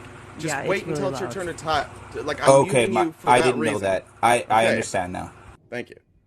Yeah. So again, just you're asking for to make the distinction between crony capitalism, which is sort of an unholy alliance between people at the top, like let's say an oligarchy or whatever, through which they're able to maintain a certain amount of power and all stay in business, versus free market capitalism, a true free market. If people are abusing their workers, another company exists or would rise up and thereby put the abusive CEO out of business. Is that the distinction? I mean, sure, yeah, for sure. I wouldn't like specifically say that this is what occurs all the time. Like natural consequences isn't always like successful. So I definitely believe that even within what I would deem to be the most ethical framework, I do recognize that corruption will still exist and that not all like natural consequential mechanisms would lead to like this person be immediately reprimanded for what they're doing unethically, right? So but I do fundamentally believe in natural consequences in terms of like free market principles when a business is not producing a good enough product or they're unethical or et cetera et cetera et cetera, where the consumers can basically determine the outcome of this rich business owner's endeavor essentially. Like I do believe in that power, which certainly exists. I think the problem within free market capitalism for me, just to cut to the chase, and why I don't think there is true free market capitalism, becomes the monopoly of violence. The company with the most money that absorbs the most companies essentially can inflict violence at will upon everyone else. The company, the corporation with the most money has a monopoly of violence. That's the issue. But I do agree that the implementation of an ideology or economic system, whether it's capitalism or whether it's socialism, we've seen the attempts of implementation of socialism that there's corruption on both. There can be corruption on both sides, right? It's the ideology theory is pure. The implementation becomes corrupt. Yeah, for sure. My biggest qualm with socialism is the centralization factor of it. I don't believe that centralization leads to the, I'll say, quote unquote, utopia that a lot of leftists like to think it will lead to. Because I find that, like, with a diverse society, especially one of like America or Canada, these large countries that have large swaths of land, centralization just seems to be a utopian idea, and one that fights against the interests of people in specific areas that are far different from other people in different areas within the same country, for example. So I find that, well, I think that there are irrefutable facts and evidence proving all the failed experiments of socialism throughout history and how they've led to the mishandling of resources, mishandling of economy, et cetera, et cetera, et cetera. And again, I hear you. You seem like a rational person. But the issue becomes the battle of socialism was a reaction to capitalism. So now you're looking at capitalism battling socialism as well. When you look at failed socialism attempts, that has a lot to do with imperialism and us embargoing and not allowing socialist countries to thrive within a market or to nationalize resources versus allowing privatization to come in. So I think there are many factors that affect it. But yeah, there are arguments to be made. I personally think, and I study Marxist theory, a lot of Marxist theory, but I'm not going to get too deep into the weeds. I feel that the future of socialism, right? Marx said that socialism could eventually evolve into communism, a communal society where there's no capitalist in between and we're just freely exchanging goods and services. Now, if that can be implemented in any way, I agree. But like you're talking about centralization of socialism, I think there are many models of socialism that don't involve centralization. Like it sounds like you believe socialism has to be enacted by a central government and it can't be decentralized in any way, which I mean, yeah, okay, there's certainly nuance, and I don't want to go down a rabbit hole of like subjective definitions of what different strands of socialism might be. I think you could have a point there for sure. But obviously, the majority of socialist experiments and policies and frameworks have been centralization. So if there was decentralized versions of socialism, they would probably be very minute and they wouldn't be held by like the majority of people who deem themselves to be socialists. But sheesh, I forgot the last point that I wanted to say. I forget what the previous point before could I just that ask, you said. Like you recognize that like we're not in a free market capitalist society. Actually, right? yeah, that's my point. That is my point. Yeah, and Yeah, my point we're is not that. So the question is, I guess, not to go because I'm also not a socialist. I recognize Felice and I are on different page there. I'm not like a huge fan of subscribing to an ideology. I think it's really difficult to be controlled if you don't subscribe to an ideology. But I'm looking at like this clearly isn't working. Capitalism, the way that it's run in this country, clearly isn't working, and the only way to fix it is massive regulation. Massive. You now have to go, because of the mistakes we've made, you now have to go extract that wealth. You have to extract that capital. You have to extract that influence and that power from the people who have it. And Republicans are unwilling, conservatives are unwilling to do what's necessary to get back to the utopia that they want. You cannot deregulate this away. The more you deregulate now at this point, because of where we are, the more power you're going to lose. So for conservatives and free market capitalists, I just wonder, like, what the fuck are you voting for? You're literally voting for more crony capitalism every step of the way. If you want free market capitalism, you should be voting for, like, moderate Democrats, even progressive Democrats, who want lots of regulation to extract that wealth and bring it back to the American people. You should be pro-union. No, that's incorrect. Why not? How else are you going to extract that power back? What other mechanism could you possibly use to get that power back? Can I just like maybe like push back against your like whole entire like stance there and not have to specifically answer a specific question at the end there? Because I know what might happen if I don't specifically answer that specific question. I had so many points that I would just love to make because I disagree with numerous presuppositions. Okay, but my question said. is, how do you get the power? We can disagree on everything I said, but whether we agree or disagree on that stuff, I don't give a fuck. Like, how do we get the power back then? If I'm wrong, I get it, but if I'm wrong, just tell me how a different way we get that power back then. Yeah, I fundamentally disagree that regulation is what leads to keeping crony capitalism away. Regulation is what literally enables crony capitalism, my friend. Crony capitalism is state capitalism. State capitalism, what does state mean? State basically is a synonym for government. Right? I know, but I wanted you to give me an answer to what your solution was, not a critique of what I just said. I'm not going to get to the solution before I'm not going to get to the solution before I'm unable to articulate what I think is what are the symptoms and what the problem is. You're asking me for a solution before I can even articulate what I think the problem and the symptoms are. This is disingenuous. This is what leftists do. They just ask you a question, and if you don't answer it, you're wrong. Make your point. Make your point. You're fucking crying, you idiot. Go ahead, Tyler. Go ahead. Tyler, I'm going to follow you in case you get kicked before I get Yeah, well, it just frustrates the shit out of me when I can't fucking articulate my fucking points, man. She's way more mature than you are, you feminine cuck. You feminine cuck. Anyways, my point is your stupid fucking blind faith, your stupid blind faith in governmental regulation is what enables crony capitalism, you dumb idiot. It's the politicians. You're like, rich people are so evil, meanwhile it's the politicians that continue to fucking oppress you, you dummy.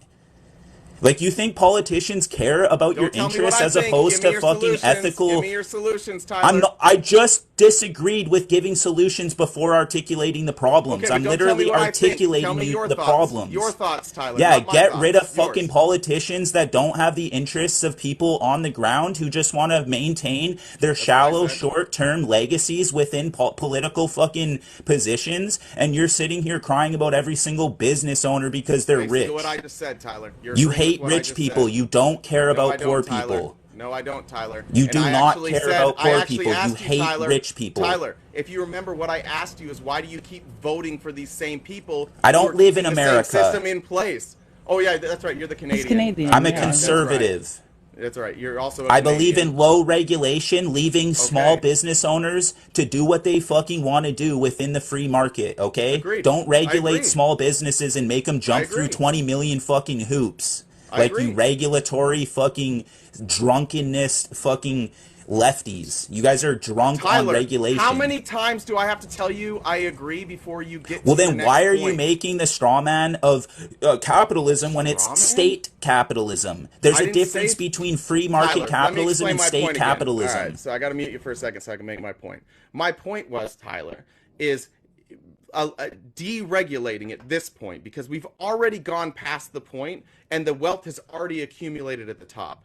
Deregulating will not bring that wealth back down, because no matter the regulations, they have the capital, they have the funding, and they have the power to squash everybody. So if you wanted to go back to a corporation, if you wanted to go back to a free market society, the question I'm asking you, Tyler, is how are you going to extract that wealth and power from the top? That's all I'm asking. You don't need to extract it. You just stop. You just stop the regulatory powers that are giving corporations this untrammeled power to just stomp on small businesses. They're given this power by your political gods. That's what they're given, okay? Walmart, they're given political corporate powers to come and push out small businesses. This is not a problem of free market capitalism. This is a problem of socialism and uber progressive regulatory policies. It's not socialism, my friend. Okay, I'm not calling America a socialist country. I'm saying that they're socialist policies. There's no democratization of the workplace in your example of Walmart. Tyler,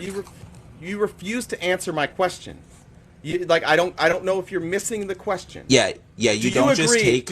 Yeah, I know what the question is. I can answer it. I know what the question is. The question is, how do you redistribute the wealth from the rich to the rest? That's not the question. The question is, the wealth is already accumulated at the top, and no matter what you do with regulation, So there's no more wealth to be accumulated by Tyler. anyone? Almost done, Tyler. I don't know Like, how things this is go in fucking Canada, retarded. but in America we let people finish sentences. So the wealth is already at the top, and wealth is power.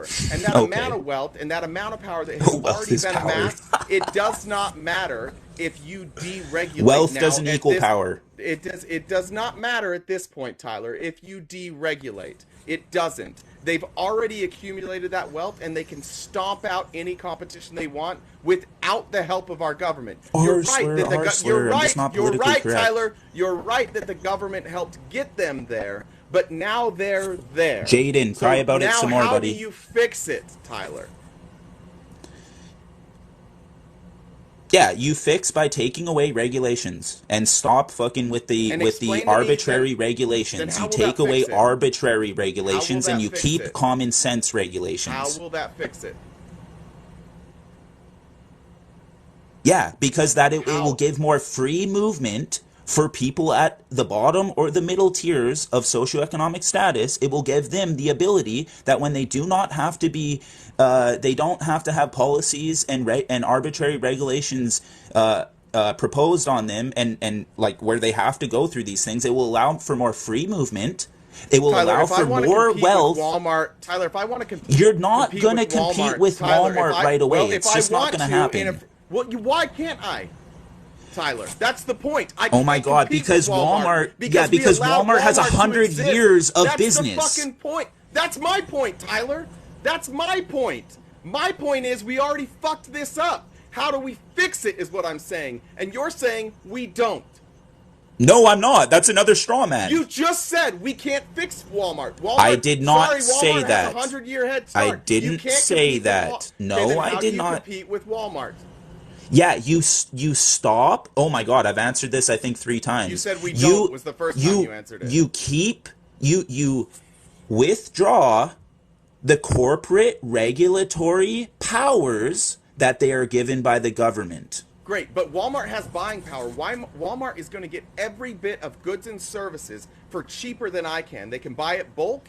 They can operate with lower margins because of how big they are. So all Walmart has to do, if I start a competitor with Walmart... Do you want Walmart to disappear? If I start a Walmart exactly like Walmart, they're going to run me into the ground because they can undersell me. They already have that power. Do you think The there's power no has such been thing given. as small- It's not about regulation and deregulation. Are at this there point. no food Sorry, brother, markets you're that 50 exist years- other than you're Walmart? fucking 50 years late on the regulation shit. We Like, are already you did this. claiming that there's no small business markets that exist within our No, countries I'm because saying, Walmart no, exists? I'm saying that there are markets that you can't compete with because we deregulated to the point that we allowed these monoliths. That's what the That's what monopoly of happened. violence are. Is Do you the, think the do you monolith think Walmart has a monopoly? committing violence Question. against small Yes. business? Yeah. Do you small think corporations? monopoly? Do you know what a monopoly is? Yes. What's a monopoly? We're not going to play definitions. Yes, I think. Oh Walmart has a my monopoly. Lord, Okay, let I'm me not explain gonna what happened answer when your Walmart. question. Okay, I'll explain what happened when Walmart came into my town. When Walmart came into Oh, my town, that's not there the question I there asked, were but oh well. There were three oil. I've centers already and heard 2 your dumb- grocery I've already stores. heard this story And that go. one went gone, and that one went gone, and all 3 of Yeah, the oil I've heard it change all places before. went gone. Yeah, exactly. It's a monolith, dude. They can undersell everybody. They already have all the power. I'm sorry that you want to like kiss their Okay, ass. okay, but, like, so- I don't like Walmart, and I would like. And for with the more people to make more digitization money. of consumerism, like as someone that came from the tech industry, the issue is now exchanges like Amazon and Walmart's exchange are controlling whether or not you're found. So small businesses are now beholden to these companies to even be found for people to consume their product in any real way, to interact with their product. Yes, but you're not recognizing what I'm saying is the problem, and that's the regulatory powers that are given to Walmart by the government. You guys are continuing to totally ignore that and just focusing on No, the we're amount of not. wealth No, that's we're been not accrued by ignoring them. it. We're saying you're Yes, late. you are. No, because I'm asking you for the solution, and So I'm don't asking do you it to then. explain So don't to do me- it. No, So I'm you're saying that what I'm saying should not do happen. Something. No, your way won't work, is what I'm saying. Yeah, so just continue to give them Deregulating now those at this- regulatory powers. Deregulating at this point won't work.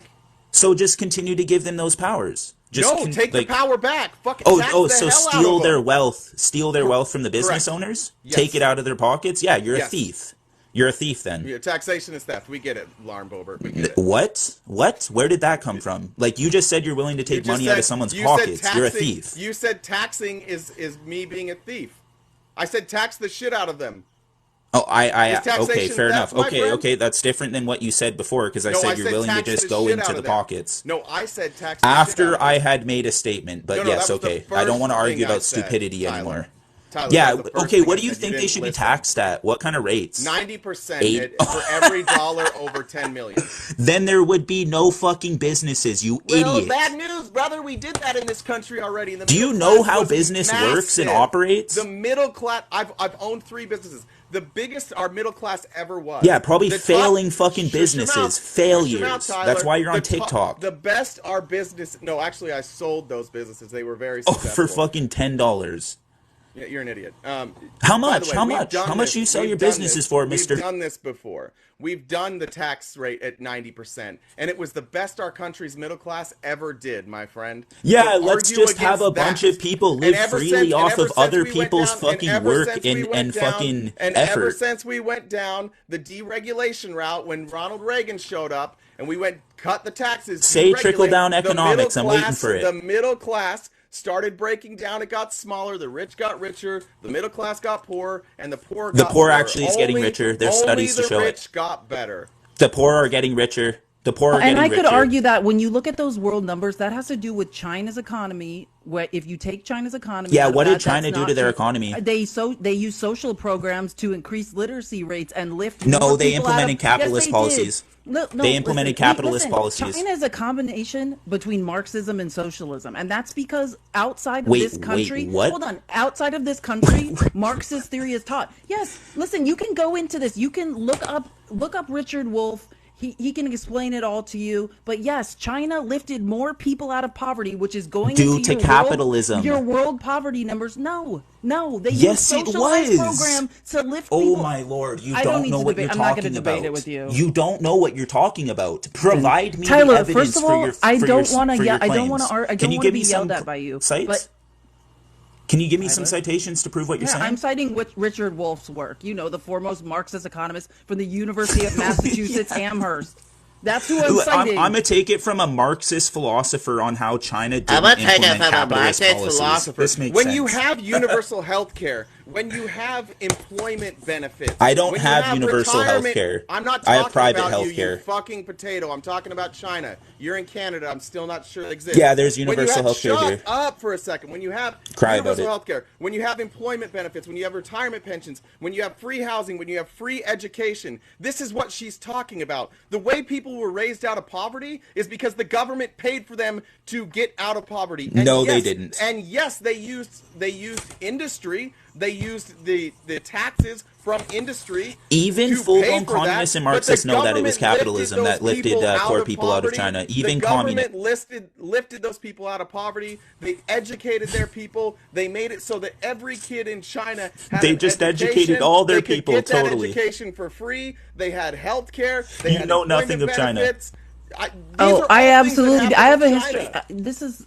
I absolutely do know something about Okay, you have a history degree? We're talking about economy here. Yeah, that's what I'm talking about. There are history classes on the economic movements of China. Just because you have a degree in history doesn't mean you know the philosophy behind what ought to be in terms of policy. I don't need to debate with you how history, how political science, how economics are all related. Like, it's delusional that you don't understand that.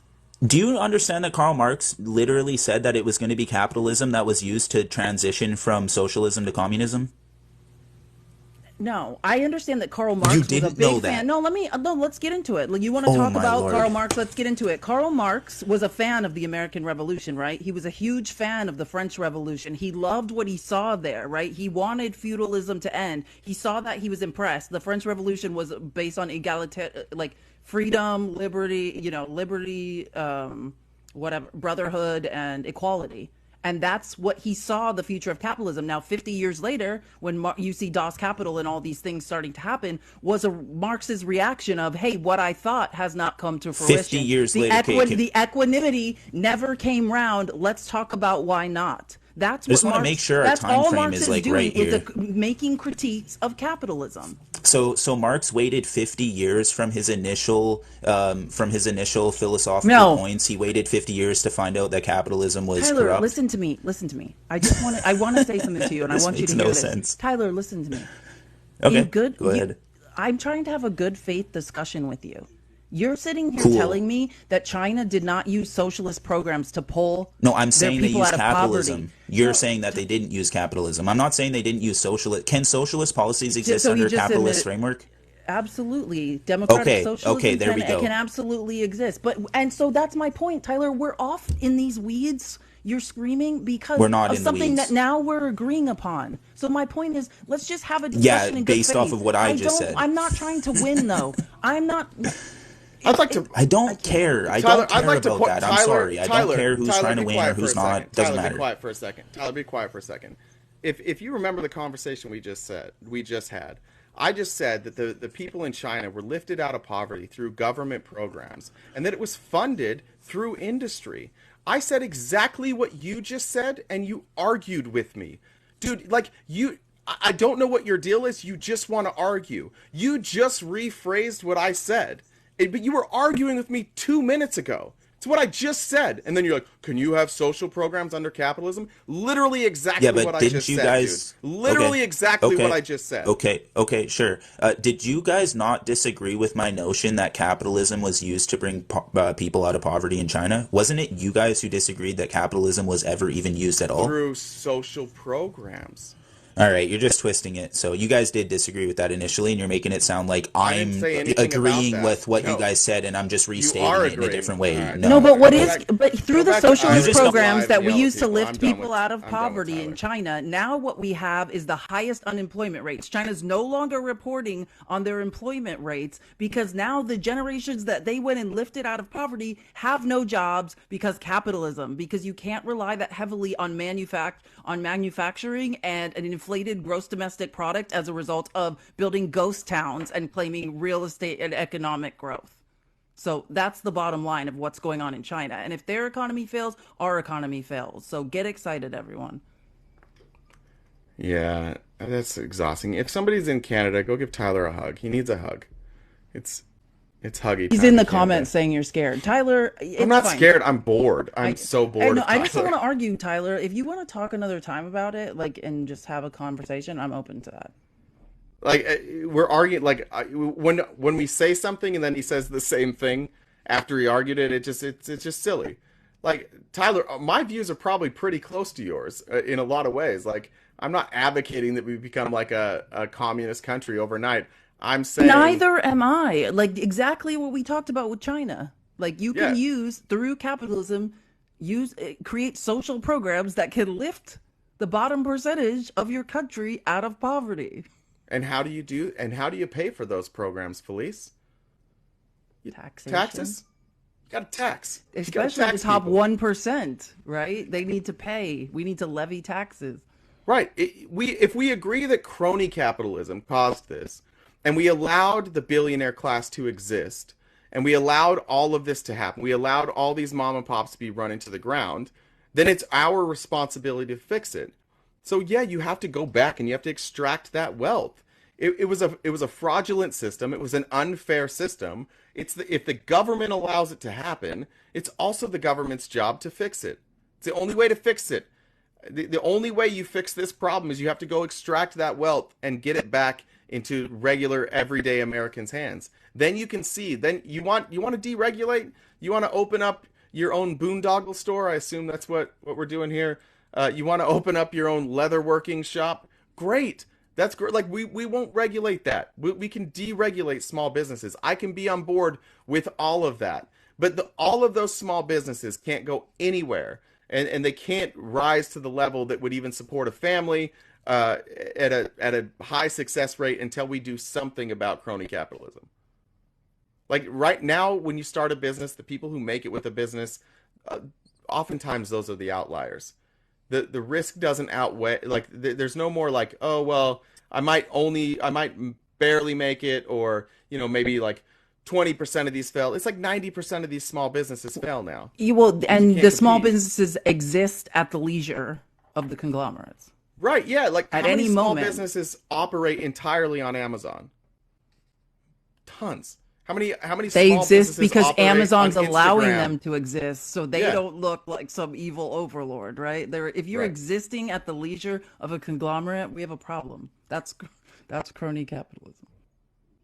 All right, Christopher's here. I don't know who Christopher is. Do you know Christopher? No, but we don't want to yell, Christopher.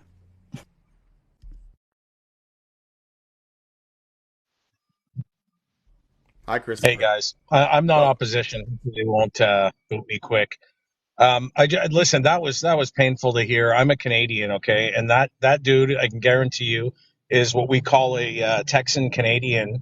He lives in Alberta and he votes for this dude we got called Pierre Poilievre, who's like Wish version of Donald Trump. And yeah, I'm sure he's a billionaire bootlicker. Anyway, sorry. The last time he came on here, it was the first time I heard that Pauly Shoriev, whatever his name was. Pierre Poilievre. Yeah, we just call him PP. And that guy definitely lives in Alberta. You fucking nailed that. That was really Yeah, well done. they're a carbon copy. One of, and like, I lost a good friend who was from the east, went out west, and turned into Tyler. Anyway, it was the oil boom, man. It changed a lot of Canadians into like Trump Texans. Anyway, my point is man, that guy was just listening to respond, because when you started telling him, and I love when you give this theory, or not theory, it was in place, like you said, the good old days before Reagan. He was like, "Oh, what a utopian! Oh, yeah, sure, nobody will work," and like he was laughing at this as if it was some crazy idea. It was there. I watched. I'm 46. I watched this happen and then dwindle away slowly, and it was painful to hear him laugh it off as if you were making up some crazy pipe dream. That was the American way, when somebody could work at a hardware store and support their family. But the hardware store owner wasn't poor, neither was his workers. Everyone was friggin' happy. But now it's about licking the billionaire's boots. Anyway, I'll let you guys go, and I love your show. Thanks. Thanks, Chris. Appreciate it. Yeah, that was a Peter Thiel simp for sure, Tyler. Yeah. Insulator. Ooh, I like the use of the 8 there. Reminds me of signing a yearbook. Damn, that Christopher is one sad person. Hi, Tyler. Is that you? Hello. Yeah, I Why'd you recognize kick me, voices. RTP? I recognize voices where. Yeah, no, totally. RTP's kind of lost. He's like, how the heck did this happen? No, I know how it happened. You get banned so much that you have to have multiple accounts. I get it. I have 2 accounts. All right. Big deal. Crap about it. Multiple would be 2. Yeah, big deal. Yeah, how are you arguing Is that? this happening? We're doing this again? You have multiple accounts. No, I have 2. It's the same fucking thing, Tyler. I said I have 2. must You made be it sound a- like you I must get be a banned and have riot like 20 at accounts. I didn't say I You had a didn't. riot at parties. I- I heard you left Irish's live, and you were angry at Irish's live and came over here. Is that true? How did you hear that? How does anyone even know me? I'm like nobody on this app. That's just what I heard. That's what's It's in the weird. comments. Yeah, you support Irish? Irish is the biggest No, I don't. Machiavellian I on just this said, app. no, He's see, weird. See, once again, you're just doing a weird thing. I just heard that. I was just asked you a asking if that's question. what happened. That's all. I don't know Irish. Yeah, there was many people in his Right. app voicing All right. concern. Well, go ahead. Not Let me just go ahead me. and get your last word in, and then I got to go to somebody else. But there's a Well, lot I was to just go ahead, saying, Tyler. like you guys do realize. Of course, I'm not going to give you the last word.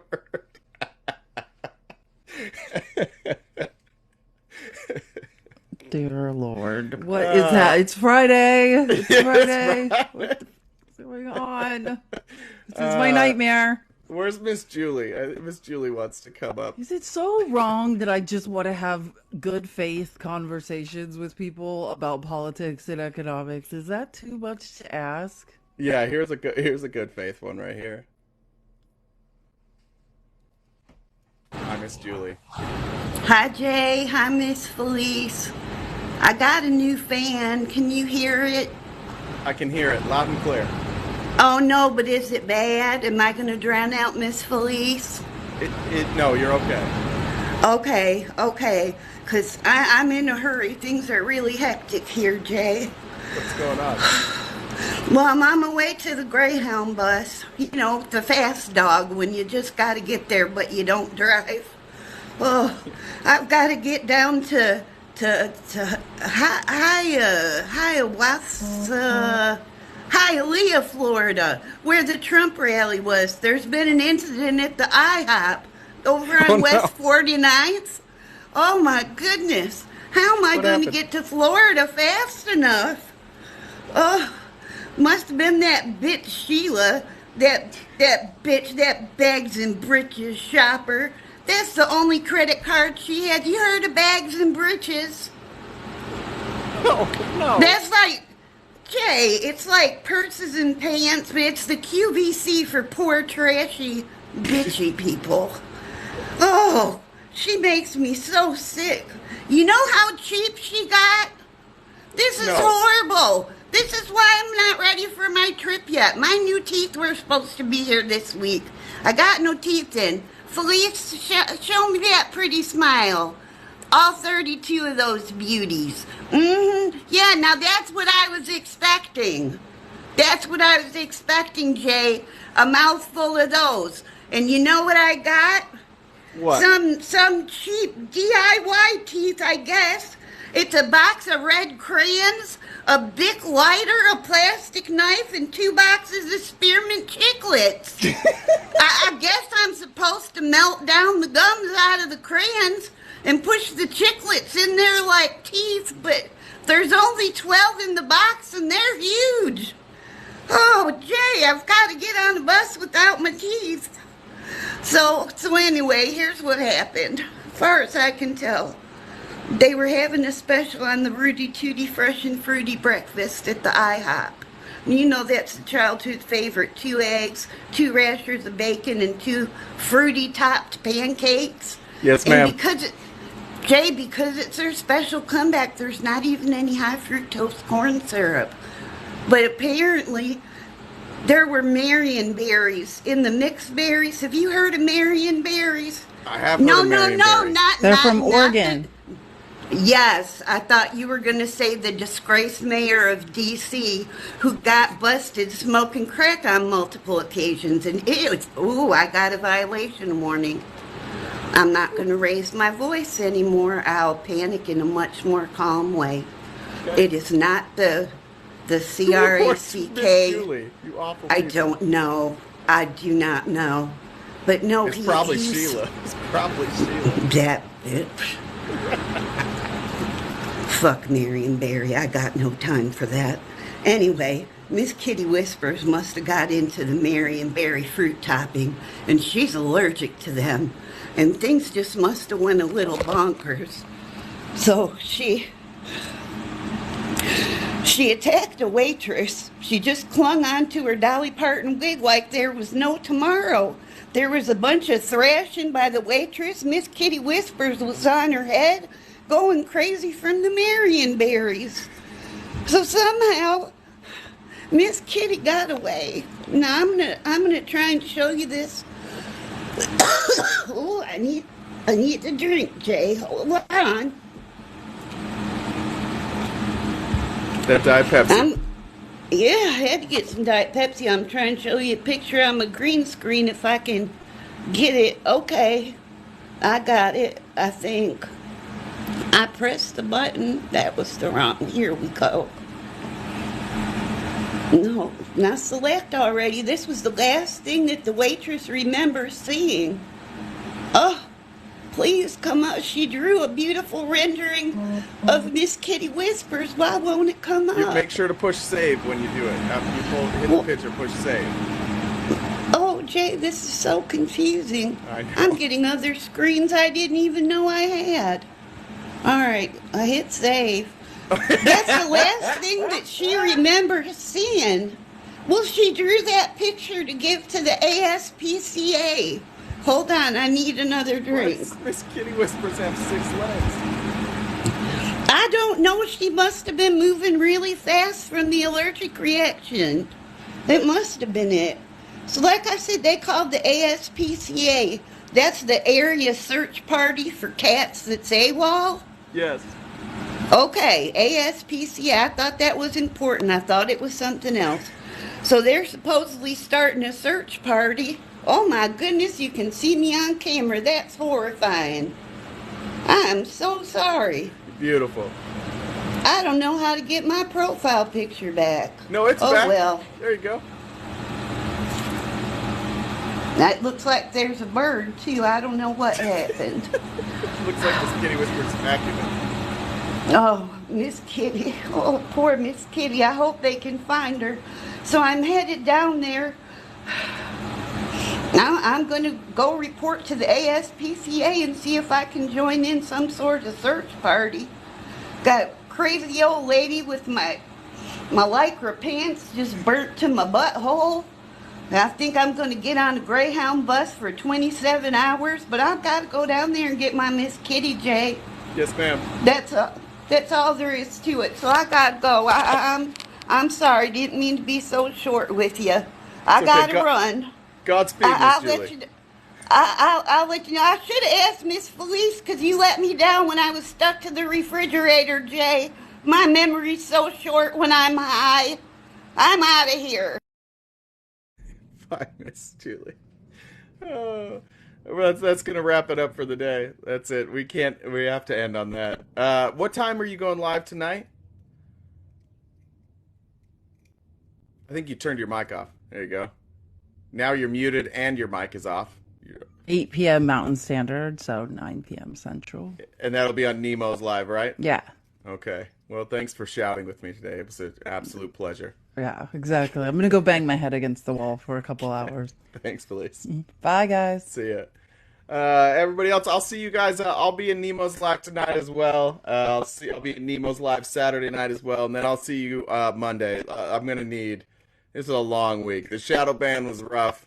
Hopefully we've got through it. Thank you guys so much for hitting like. We got to 135,000. Hopefully the shadow ban's done soon, but I appreciate all you guys helping out on that. Thanks for all the guests. If you're looking to join the Discord, shoot me a DM. The link to my YouTube is in my bio. This replay will be posted there in sometime tonight. It'll be up there at some point tonight. We post them every day. I think that's it. Thank you to my mods, to Jen, to Whisper, Infectious Bites, Korean Leftist, Diva. I think Fee was here. Thank you guys all so much for all the help. Yolanda, I don't know if I saw Yolanda here. And I will see you guys later tonight. Thanks.